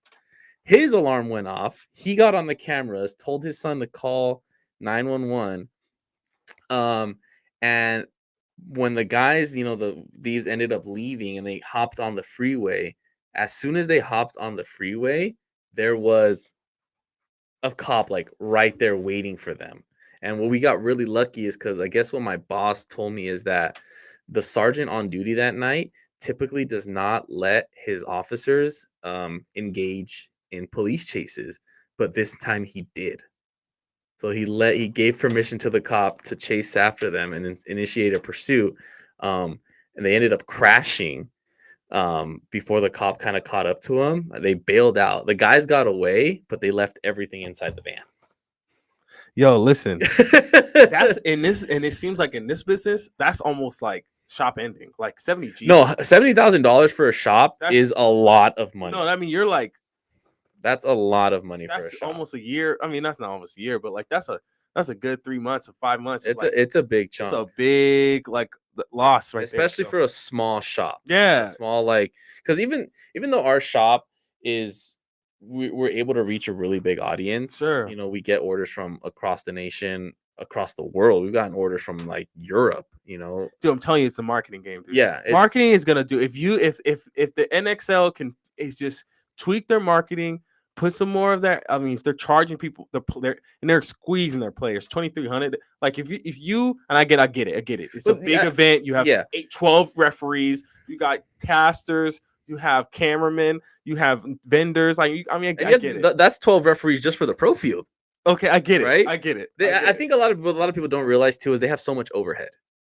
That's what it is. I get it's the overhead. But if you're gonna do it, you gotta get the marketing. You have to get like not just the marketing of getting people there. Who cares, right? But just the social media influence. Because literally, I mean, if you can get a good shot and have that hit viral, you'll have 12. Yo, man, I just saw this dude just got light up. I want right, like you're gonna want to jump in and light some kids up too. You want to be like, yo, put me in, coach. Like you want to be in that type of environment. So I think that the NXL has some potential there because I watched 6 hours of this, right? Yeah. And I got to really get a big understanding of just like, yo, this is really interesting. After the first hour, after the first few games, I was like, oh, okay, this is I can watch this, right? And by watching it, kind of it for me, it just became like it was just hard to kind of follow because one of the things I notice about it too when you watch it, you're not seeing the same players continually play.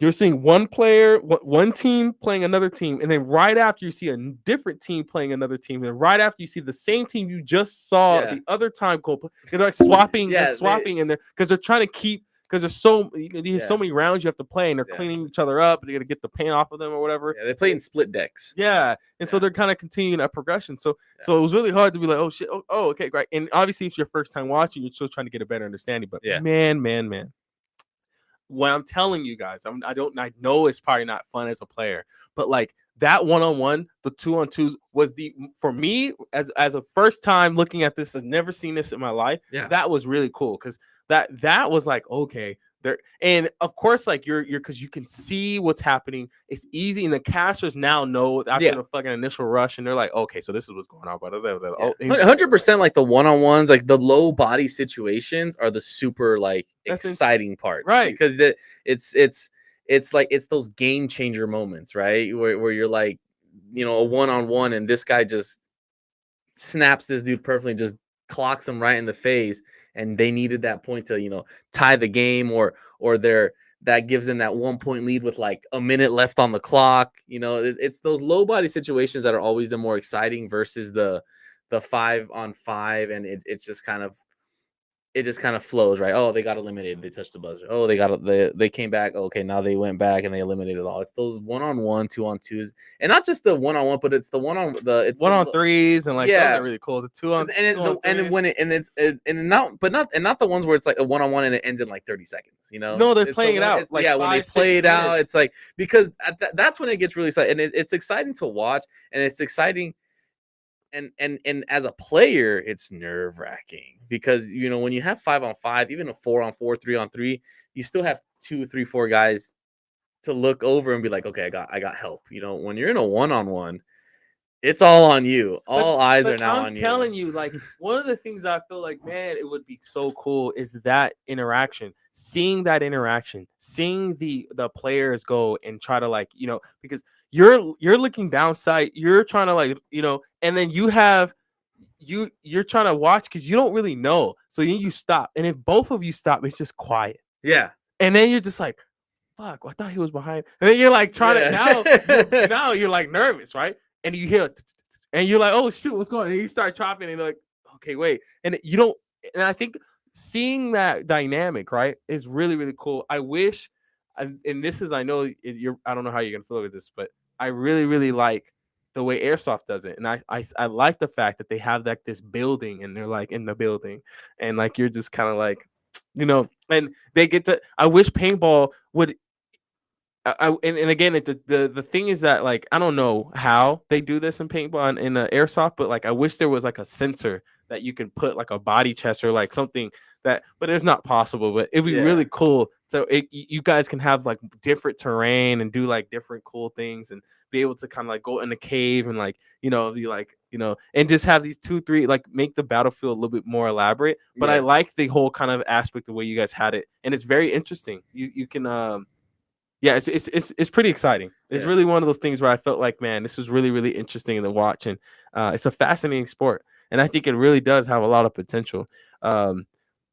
But man, after talking to you and really getting, when we sat down the first time I had an interaction, I didn't really fully get what you meant by the cost. Yeah. But now that you're explaining it to me, like just putting it into hourly, like $20 an hour, even that person is like, fuck, dude, I got $100 to go to this. It adds up. It's that's brutal. Yeah. And it's like, what do you do? If the paint costs you that much and you have to be, and that's what you need. I mean, literally, that's you can't just like, well, I'll just come show it with a gun. Like, No, like you have to buy the paint too, and that's just like, oh. And then Yeah. and one of the things I noticed is they'll just drop paint on the ground. I'm just like, I'm picking up my paint. I'm putting it back. I'm like putting it back in the thing. Yeah, Like, that's one thing. If you ever go, I think I mentioned this last time. Like, I think SportsCenter, ESPN had a video of a dude just like he was just a pro player just holding a lane. If you just read the comments, everyone is just trashing the guy. Like, why is he wasting so much paint? What is he shooting at? He's shooting like 100 balls and he's missing like 99% of them. Oh, he look at all the paint he dropped on the ground. And it's people who just don't understand the game. No, But don't get me wrong, I see that too. Like, especially us, being a pro player, you get the, this paint and stuff. You're not paying for it, whereas, us in the divisionals, we are paying for it. So don't get me wrong, we drop paint a lot of times, but I feel like we try to take care of just that little bit more to where we don't waste it all. I would work there and I'd be like, hey, I'll clean up and just start. I'll sell on eBay. Like, yo, look, I saw a video one time that just it absolutely blew my mind. Just vacuum it up. I think it was from in fuck. I think it was the Philly event that they had the Mid-Atlantic Major event a couple months ago. There's a video of a dude. He's like towards the center of the field. He's shooting. He reloads. He drops his gun because he's trying to find the bodies. He reloads, puts a full pot in his hopper, comes back out. I think he shoots 4 times. Like literally 1, 2, 3, 4. Pulls out another pod and reloads again. None of the paint went in. Because he was still full. He literally did it real quick and then just let it go. And all the paint is still in the pot and it just fell on the floor. And I'm like, how do you do that? Like, you really just wasted that much paint. And it was mind boggling because so many people in the comments were just like, what the fuck was that? Rest in peace, paint. Dude. Rest in peace. For all the paint, all the paint that's spilled. All the paint that has never got shot. And you know what? We'll remember you. It's real. It's insane. You see it so many times, and like I said, it's the worst with the pro players because they don't care. Like, you'll see them like reload and like they'll get like maybe half of it in, and you're just like, what? Like you just spent like all that paint. It's so bad that we call it, when we see that happen, we call it a pro reload. A pro reload. You reload that bad that we say like that's a pro reload right there. Look, you can't make this up. Yo, that's something I thought was like, man, all that, dang, that paint just fell on the ground. Like, damn, no one's gonna pick that up. Like, yeah. I just felt like, yo, there must be an aftermarket of some guy out there just trying to vacuum this stuff up. You could create a business. That's serious. You probably recycling paint. Yeah, like look, I'll clean the field, and you just go around and just start vacuuming and just literally. Now, who cares if it's different colors? You just shoot people, right? No, I think that's interesting. I think yeah, this was a fascinating experience, and I hope that paintball can pick it up. I really do, and I hope that I don't know, man. I really hope that they can kind of figure out what to do to make it more cost effective. It's crazy, and that's so crazy how you say like cost effective, right? You're new to the sport, obviously, whereas me being a little, I've only really been seriously into the sport for like the past 4 years. I played in high school a little bit. Oh yeah, but I didn't have time for it just because soccer was such a big part then. But if you compare like price of paint back then in comparison to what it is now, it's relatively cheaper now than what it is. So it definitely has become more cost effective, but someone needs to create an easier way to make paint. There has to be more or less like paint in general is expensive. That's the fucked up part. Yeah, paint is expensive. They have to try it. There has to be a different like a different substance you can use that still gives you that, like, I mean, it's all biodegradable stuff, so it's like that's not my thing is just like there something like watercolor or something. Like, I know it sounds weird, but like, because you want to make a material that feels slimy and it gets you like, you can notice like, okay, I got hit, but you also want it to be like really like inexpensive. Yeah. Right. What's crazy is earlier this year, there was actually a movement by a company so boxes of paint come in 2,000 rounds. You get 4 bags of 500 paintballs each bag, so a 2,000 round box. There was actually a movement by a company earlier this year where they wanted, because of the rising cost, because paint prices have actually kind of gone up this year a little bit by like $5 relatively per box. And manufacturers are trying to cut costs, however they can. There was actually a movement where they wanted to drop the amount of paint per box to $1,600 and still charge the same amount. Whoa. Yeah. So but it got huge backlash. Like they were like, literally everyone basically said, "Fuck you," if you do that. Yeah, I mean, you can't. You just. Yeah, I feel bad. This is a business and player issue. I think you just need more. You need more comments. You need more. Yeah, you need more viewers. And if NXL can get that viewer count up, if they can find a way to get people involved and want it to be like rep their city, rep their, because you do have a city kind of rivalry thing going on. Yeah, get the city involved and like have them invest in these netting, because the netting is the issue. Because you can't go to the park and start shooting around. You'll knock some windows. You hit some kids. yeah. You know what I'm saying? It's difficult. I think during COVID times COVID's the best days. You just show no one's around. Everyone's in their house. Yeah, just shoot around. no, but like during COVID, they were trying to do a thing. It never came to fruition. But there was like, because of COVID and the travel restrictions and stuff like that, in order to keep the pro league going, they had this idea of having like regional events for like the pro teams, and then depending on how you place at those regional events, you would then play that one big event that would kind of determine your seeding. It was kind of a way to make it so not everyone, mainly because of travel. But I thought it was a really good idea in terms of just if they did that for the lower leagues too, a real good way of like cost effectiveness, instead of having to travel to these 4 locations where they have the events throughout the season. If they had more like regional events, smart, you could do that. And then depending on if you make it out of those regional events, then you could go play like World Cup. Yeah, I think you just need a registry, right? You just say like, hey, if 200 people register in this region, then boom, well, like, I mean, that's maybe too much, but you'll say like, hey, if 200 people or 100 people or 50 people register, then cool, you're eligible to do a regional event. So you're just trying to go to, hey, if you register, we can have one local here, and then people will be more interested of like, oh yeah, I'll sign me up, because then they'll be, you know what I'm saying? You have to put in time, put a down payment or whatever case may be. But it shows that like, yeah, okay, great. And I think that, I think that you're right. I think that would have create more regional support. It all's grassroots. One of the things that I don't know if you know anything about. You probably don't.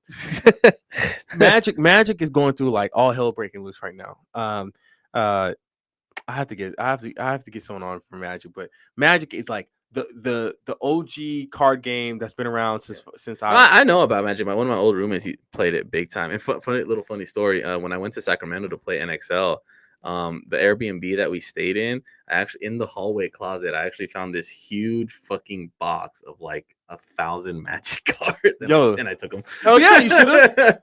I gave them all to my buddy. Oh yeah, fuck yeah. He's a huge Magic. I think he goes to this place in like Upland. There's like a Magic. Hey, tell him to join the dark side, because they're going all hell breaking loose right now. I need to talk to your buddy. But yeah, the whole market is just imploding. Like literally, the stock has like dropped almost 40%. It's crazy, and they don't know what to do. But the biggest thing, like on the prices of cars or something, the actual stock at the company value. Oh, okay. Yeah, because the problem is that they keep squeezing the players. Like they don't really understand what the dynamic of what a player goes through in terms of like the journey of how hard it is to collect Magic cards, right? And the amount of cost, because literally people work jobs that they hate in order to make money to be able to invest in these cards, because that's the one thing that they love. And then they made a statement saying that, well, you don't need to buy all of our products, if and it's just fucked up. It's like, dude, like these are like kind of these neckbeards like living in, you know what I mean? They're just kind of living in their home, and they're just trying to figure out how to they're just trying to figure out how to live another day. And so one of the things I feel like is really tough for people is that like you stay too focused on the hyper competitive stuff, and you lose the grassroots, the small communities that are what got those people into these pro levels. So I think if NXL really takes that sense of like, shoot, maybe we should go and focus a little bit more about getting new people in. Who cares about the major league people? They'll figure shit out, right? Obviously, as long as we can get them as much hyper, the best views, because when you watch NFL and you see them, they got 6 different angles on this one dude doing a catch, right? One catch, and just 6 different angles, and like literally it feels like you're literally standing right there. But obviously no one's standing right there. They just zoom in and just catch the dude, and all these other angles are catching this guy, and it falls on the cameraman, and it's just watching every almost, because that's what you have to catch. You have to get those moments, because that's going to be really good for the viewer. And I think you have something really beautiful if the NXL can get the camera on the scope. If you can get that like on the scope, and you can watch them, see them right, right, and it's all about the playback, which I didn't see not one playback, and I was like, okay, they're gonna play it back though. They're gonna show me how the hell this dude got kicked. But they can't, but because the games are just so quick. Yeah, they're just going back to back to back to back, and it has to do a lot with cost too and stuff like that, because that's kind of the one big thing is they stream all the pro games on Go Sports, right? It's a subscription based website. You have to pay $15 a month in order to be subscribed, and you'll always see people in the comments saying like, oh, the stream's down, oh, the stream sucks, this and that, why are we paying, blah blah blah, this and that, and then people will be like, oh, I'm unsubscribing, I'm unsubscribing. Just go on YouTube. You will kill it. The ad revenue on there will just be good enough. You go YouTube Live, Twitch, or whatever, you'll make a killing. Yeah, But I mean, the argument too, you have to look at the other argument too, like people are like, oh, like unsubscribe. It's like, well, now you want the stream to get better, but now you're unsubscribing, so now they have less money to make the stream better. It's like it's a double-edged sword, but it's not a good thing in either way. Okay, but you can literally, because the one thing that NXL is doing, they're offloading it onto Go Sports. That's the problem. They're not doing it internally. Go Sports don't give a fuck. Well, no, Go Sports pretty much is paintball. Like, it's literally for like paintball, really. But Go Sports is selling like gear. They're selling they're selling paint, right? You said earlier Go Sports is either selling paint or they're selling their brand of shirts and clothes and stuff. No, Go Sports is literally just a streaming service. Okay, so then I'm confused, because then if that's the case, right? If Go Sports is trying to start their own streaming service, is it only for paintball? I think there's like a couple like other small stuff on there, but because it doesn't sound like a paintball like. I guess I think NXL right now, the reason I think NXL is trying to actually, I get it now. NXL is they're trying to support Go Sports. I have a feeling they don't want to like let that company fail, and they feel like, oh man, they're a part of the community, we got to help them. Like that's your demise, man. It's like a little bit of both, I think. It's tough, man. It really is tough. But as far as like Go, I think it is, because like I literally just go straight onto the Go Sports website, and it literally says official NXL paintball broadcast. It pretty much is for the NXL paintball. Like, you don't see other sports on here, at least not that I've seen. Yeah, so see, that shows me that NXL is off. They're offloading it to someone else. Yeah, but I'm not saying that Go Sports doesn't care. I'll take that back. But I think for more of a sense, I think, and again, for everyone out there who's, I imagine what's gonna happen is they're gonna be like, who is this guy talking about our sport? They don't even know. I'll be honest with you, I don't know shit about your sport, but bro, y'all need to step your game up. Dead ass. And I'm not coming from a space of just trying to be mean. I'm coming from a space of just like, look, dude, you have some potential here. It's an insanely really fun sport. Like, I've seen some like I was like trying to see, comparing it with like airsoft, and I noticed that like airsoft is kind of like it's just kind of like, you know what I mean, military type of thing, and they try to get that, but I actually kind of like the speed and the agility and the kind of the fast pace of the paintballing world. The only thing, again, it was really hard is to follow. And if even like, again, if you know it's hard when even Go Sports, the people who are controlling the cameras they don't even know how many people are in the fucking, they don't even know. They just have, literally, I'm seeing people walk off the field and they still have 5 members on there, and the person on there is just, they're probably trying to find the button to press like to minus people, but they don't know, like, fuck. And then by that time, when they look down the keyboard to try to minus them, they're already changing all. It's already like, oh shit, the game's over. And they just, and I've seen them literally just remove it entirely. There's still people on the field. I'm sorry. There's still people on the field, and they just removed all of them. Just said, "Fuck it, good luck. We'll figure out who it is." Yeah.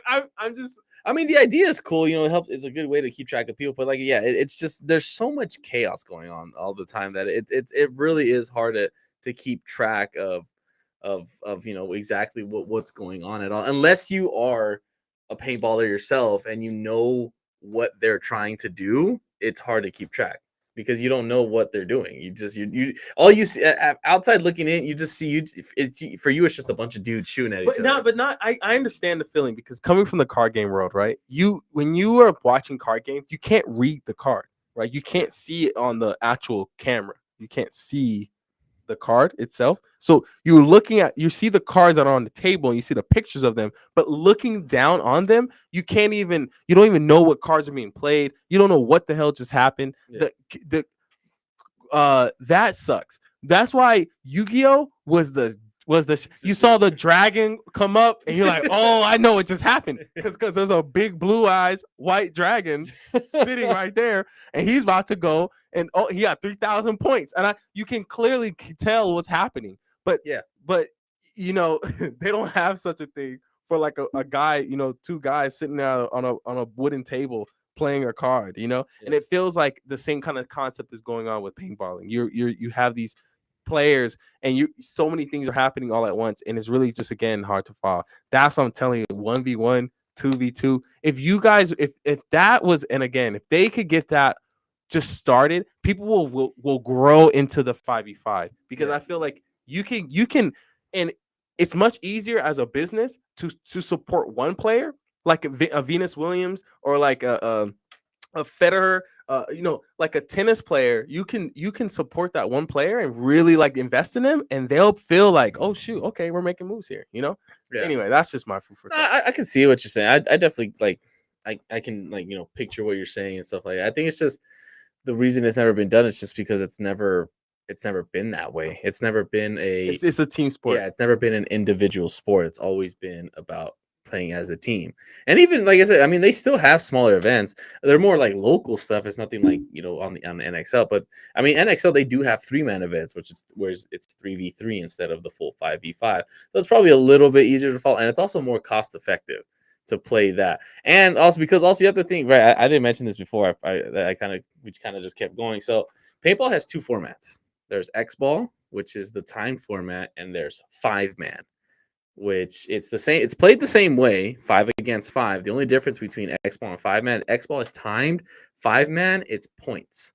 So in 5-man, it's a race to 2 format. Basically, the first team to score 2 points wins the game, and it's way cheaper playing 5-man than it is playing X-ball. Like leaps and bounds. I think it's like I said, it's like 2,300 to play X-ball. I think it's only like 1,000 to play 5-man, and it's still D4. Like you can play D4 X-ball and D4 5-man, but it's like half the price to play 5-man because you're not playing as much, right? Right. If it's my team against your team, max we're gonna play 3 points before a winner is determined.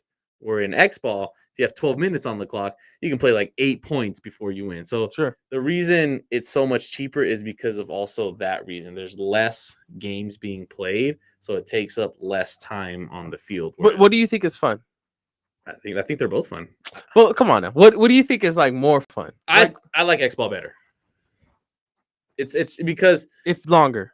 It's longer, but it allows more chance to come back. Yeah, exactly. I don't 5-man is fun, don't get me wrong, but I don't think it shows the true level of skill that is on display. Okay, so you can beat me 2 points in a row and I just had 2 shitty points. What if we do a 1-on-1 5? What if it was a 1-on-1 or 2-on-2, but just like a X-ball format? Do you think explain that from your perspective of like what does that feel like? Like if it's just you two and you have, I'm telling you, give yourself comms and you can hear the comms. If you can hear comms, do you understand how cool that would be? They had that at one of the events. They actually mic'd up some of the players. I don't know why they didn't do that more. I think that is one thing that aside from the camera angles, I think that would be really cool. I don't know how they would do it.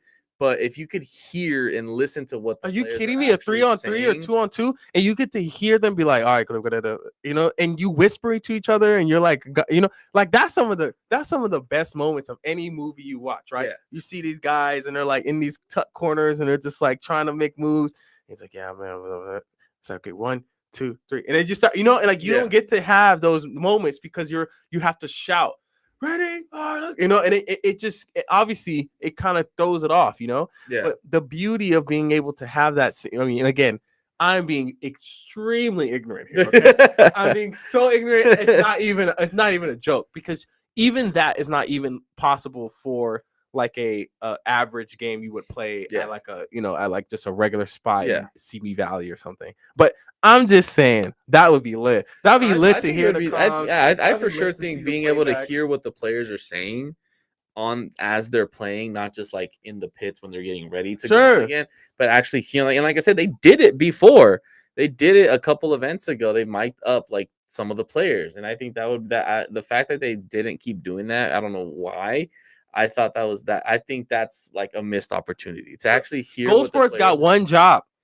They got one job. They ain't got like 60. It's not like, NXL, you kind of have an excuse, but Gold Sports, you have one job. Yeah. Your one job is to make sure that you give the viewer the best experience possible. Because if you do, it's over. It's GG. Yeah. It's like you get to really get the graphs and you get the feel of like, oh man, do I like this player? Yeah.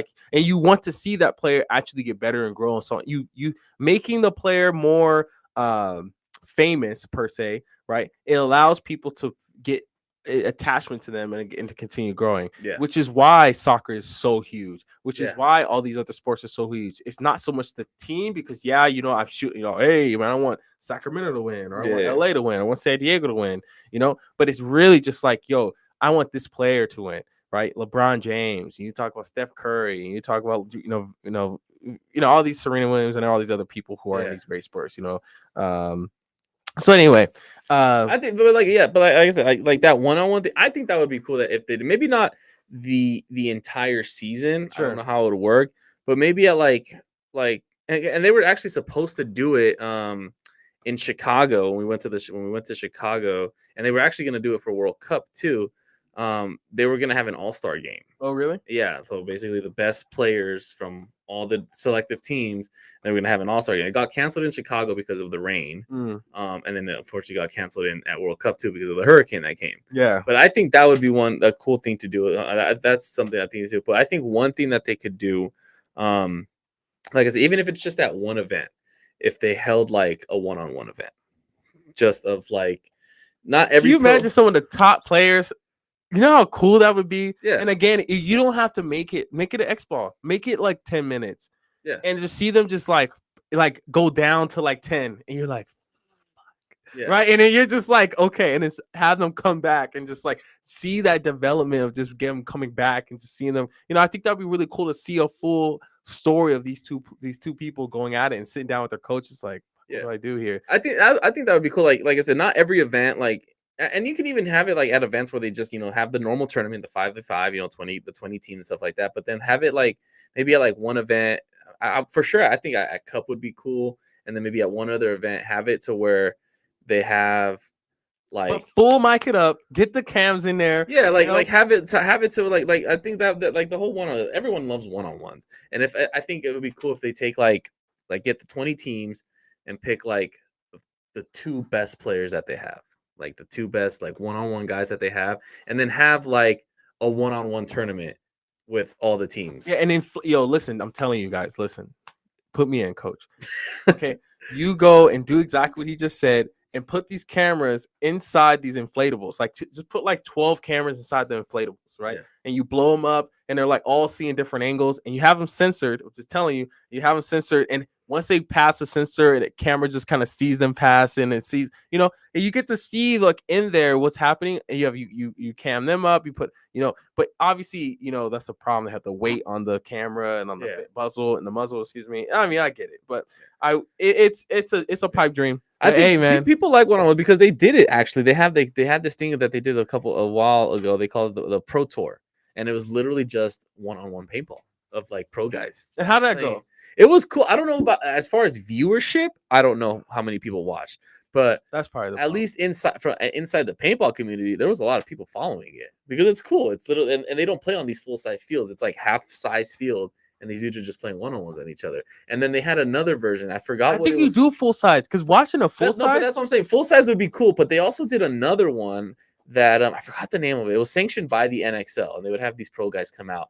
and they essentially had you had like, instead of touching the buzzer on the other side of the field, there were 3 buzzers in the middle of the field, and depending on what buzzer you touched, determined a certain amount of points you could get. So like shooting your opponent was 1 point, and then it's like each buzzer was an extra point. So if you like touched one buzzer and then shot your guy, you got like 4 points out of it. Oh, that's dope. And it was like a race to like first to 21.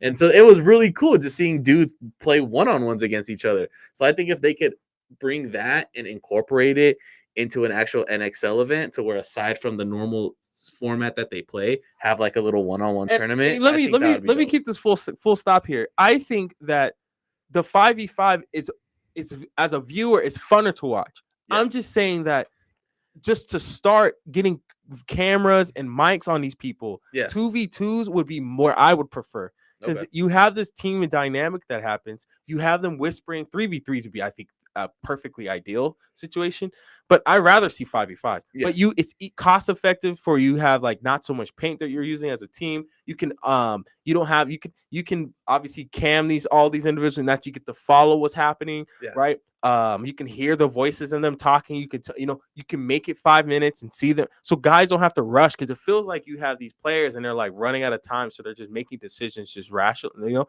But if you give them the time to really think out a strategy, it makes it cool. So anyway, moral of the story, shout outs to NXL, because that shit was cool. I liked it. I really hope that that progresses. And NXL is great. I mean, they put us the biggest league, but is that is that wrong to say NXL, or is it better to say is it NXL, or is it other things as well? No, NXL is the major league. It's the biggest league, and it's the league that holds the pro division in it. So NXL is great because it's what is keeping pro paintball alive right now, and but also you get to play the other division. But I mean, aside from going to play, like I said, going to play in NXL is cool, right? Because you get to play against all these other teams. You get to obviously watch the pro guys play, while you're not playing yourself. But play your regional events. Regionals, yeah. Play your local events. If you're here, right now, I'm, here on the West Coast, we have the WCPPL, which in terms of just size, it's 100% like second to the NXL. We have, on any given event, we have because there's no pro guys, but it's D5, D4, D3, and Premier, which is basically anybody who's Division 2 or higher. And we actually have pro guys come out and play the event because the Premier is technically an open event. So it doesn't matter what your rank is, you can play. Every team, you're allowed to have like one pro guy on your team. And some pros come and play. They guest with like these other teams. That's dope. To play. And if playing your local event is where you're going to get the return on investment. So like with the WC, right?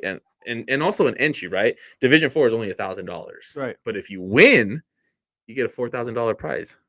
Yeah, see? Yeah, look, I think you're right here. The reason I'm put so much emphasis on the viewership of things is because I think that's where people want to play, because you want to be like someone, right? If you have a kid watching basketball on the screen, like, man, I want to be like Michael Jordan someday. Yeah. You then want to start like, how do I get involved? And I think you're right. It starts with the grassroots. But I think if you want to get people like these young kids or other people, really, obviously you have social media, which is a big aspect to things. But like, you got to get the viewership. You have to get we have people in our comments. Like when we're doing these podcasts, the first thing would pops in my mind, yo, man, you need more cams. So we recognize, like, damn, you're right. Like that ass, the angles, the views, to get the real feel and depth of people. Yeah, it's the same kind of concept overall. But yeah. I mean, and if unfortunately, if you've been following the NXL, you would see that, like, before they just had the cameras on the corners or the sideline cam.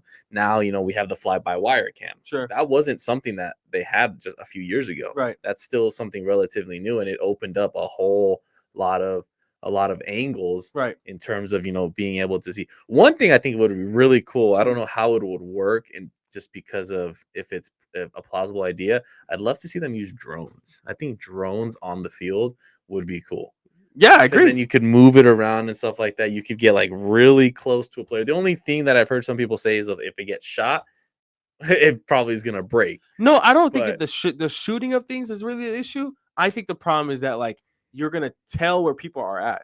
That's what I think is the biggest issue, because Yeah. it is a very, like, you see during the games where, like, they don't have no clue where they're at. Yeah. If the drone is sitting there looking at the person, like, you know, the drone's like, oh, there it is. Yeah. Right. Then you kind of like, shoot, you know? Yeah. So that's why I feel. That's why I feel like you do have to have. But again, great I idea. think it's a cool idea to have. Just kind of do it in a circular motion. Have like 4 of them travel each other, and and I think it would be a cool concept to introduce. I agree. To get new angles, right? And it's not something you have to do like use a lot, but like every now and then get like a drone shot in or something. I think it would be a cool concept. I mean, it's gonna take time. You know, the technology that they have right now in comparison to what they had before is way different. So there's always new stuff that they're hopefully gonna add in. Sure. In as they hopefully continue to improve the streams so we can watch better. But yeah, like I said, I think like that, doing the mic'd up. If you can get a camera on like someone's gun, sure, they're actually playing, that would actually, because then you can actually see what they're shooting at and kind of actually really understand what we're doing on the field versus just, oh, these guys are just shooting randomly at each other. No, you're right. Yeah, you're right. Yo, I love this, man. We got to do this again, dude. Yeah, dude. One of the things that we got to jump into is I want to get into this whole World Cup thing. But no, I really appreciate you. You know, you chopping it up, you sitting down with us, and it was really cool to kind of jump into all this stuff. This is a very interesting world, nonetheless. It's fun, dude. It's fun, and I hope like whoever watches this don't get discouraged from playing it because of the financial aspect of it. Sure.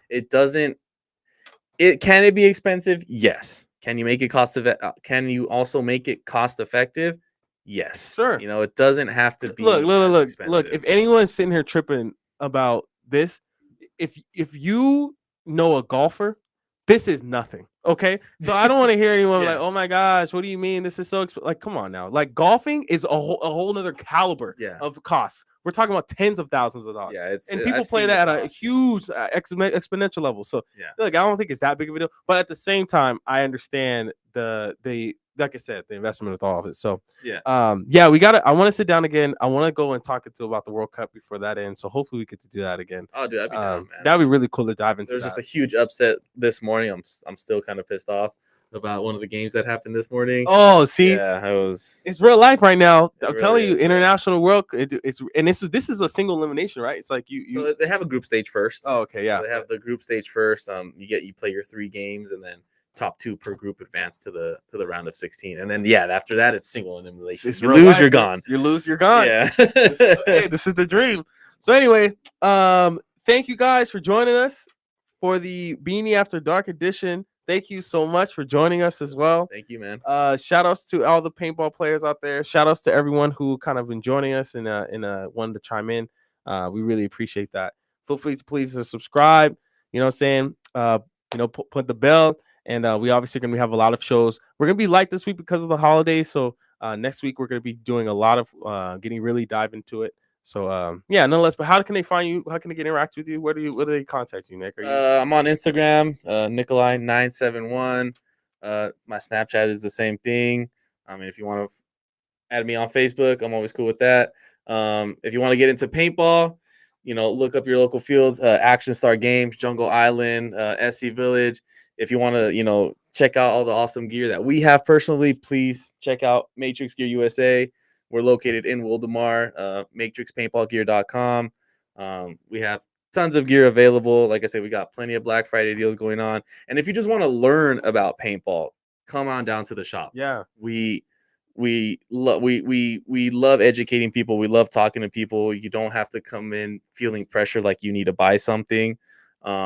If you want to just come in, like I said, just learn about the world of paintball, come on in. We're more than welcome to, spend time with you and, introduce you to this amazing game that we all love to play. No, dude, I know Nick for a long time. He's a man of his word. So I really appreciate. And yeah, man, like I said, you might have to see, we might, if we get 100 likes on this, you'll see me get shot up. I'm gonna see if we can go and join us on the next thing. 100 likes, and we're gonna one-on-one on this. We're gonna run a one-on-one. Sounds like a brutal experience. But awesome, guys. Have a good night. Happy holidays. Happy Thanksgiving to everyone out there.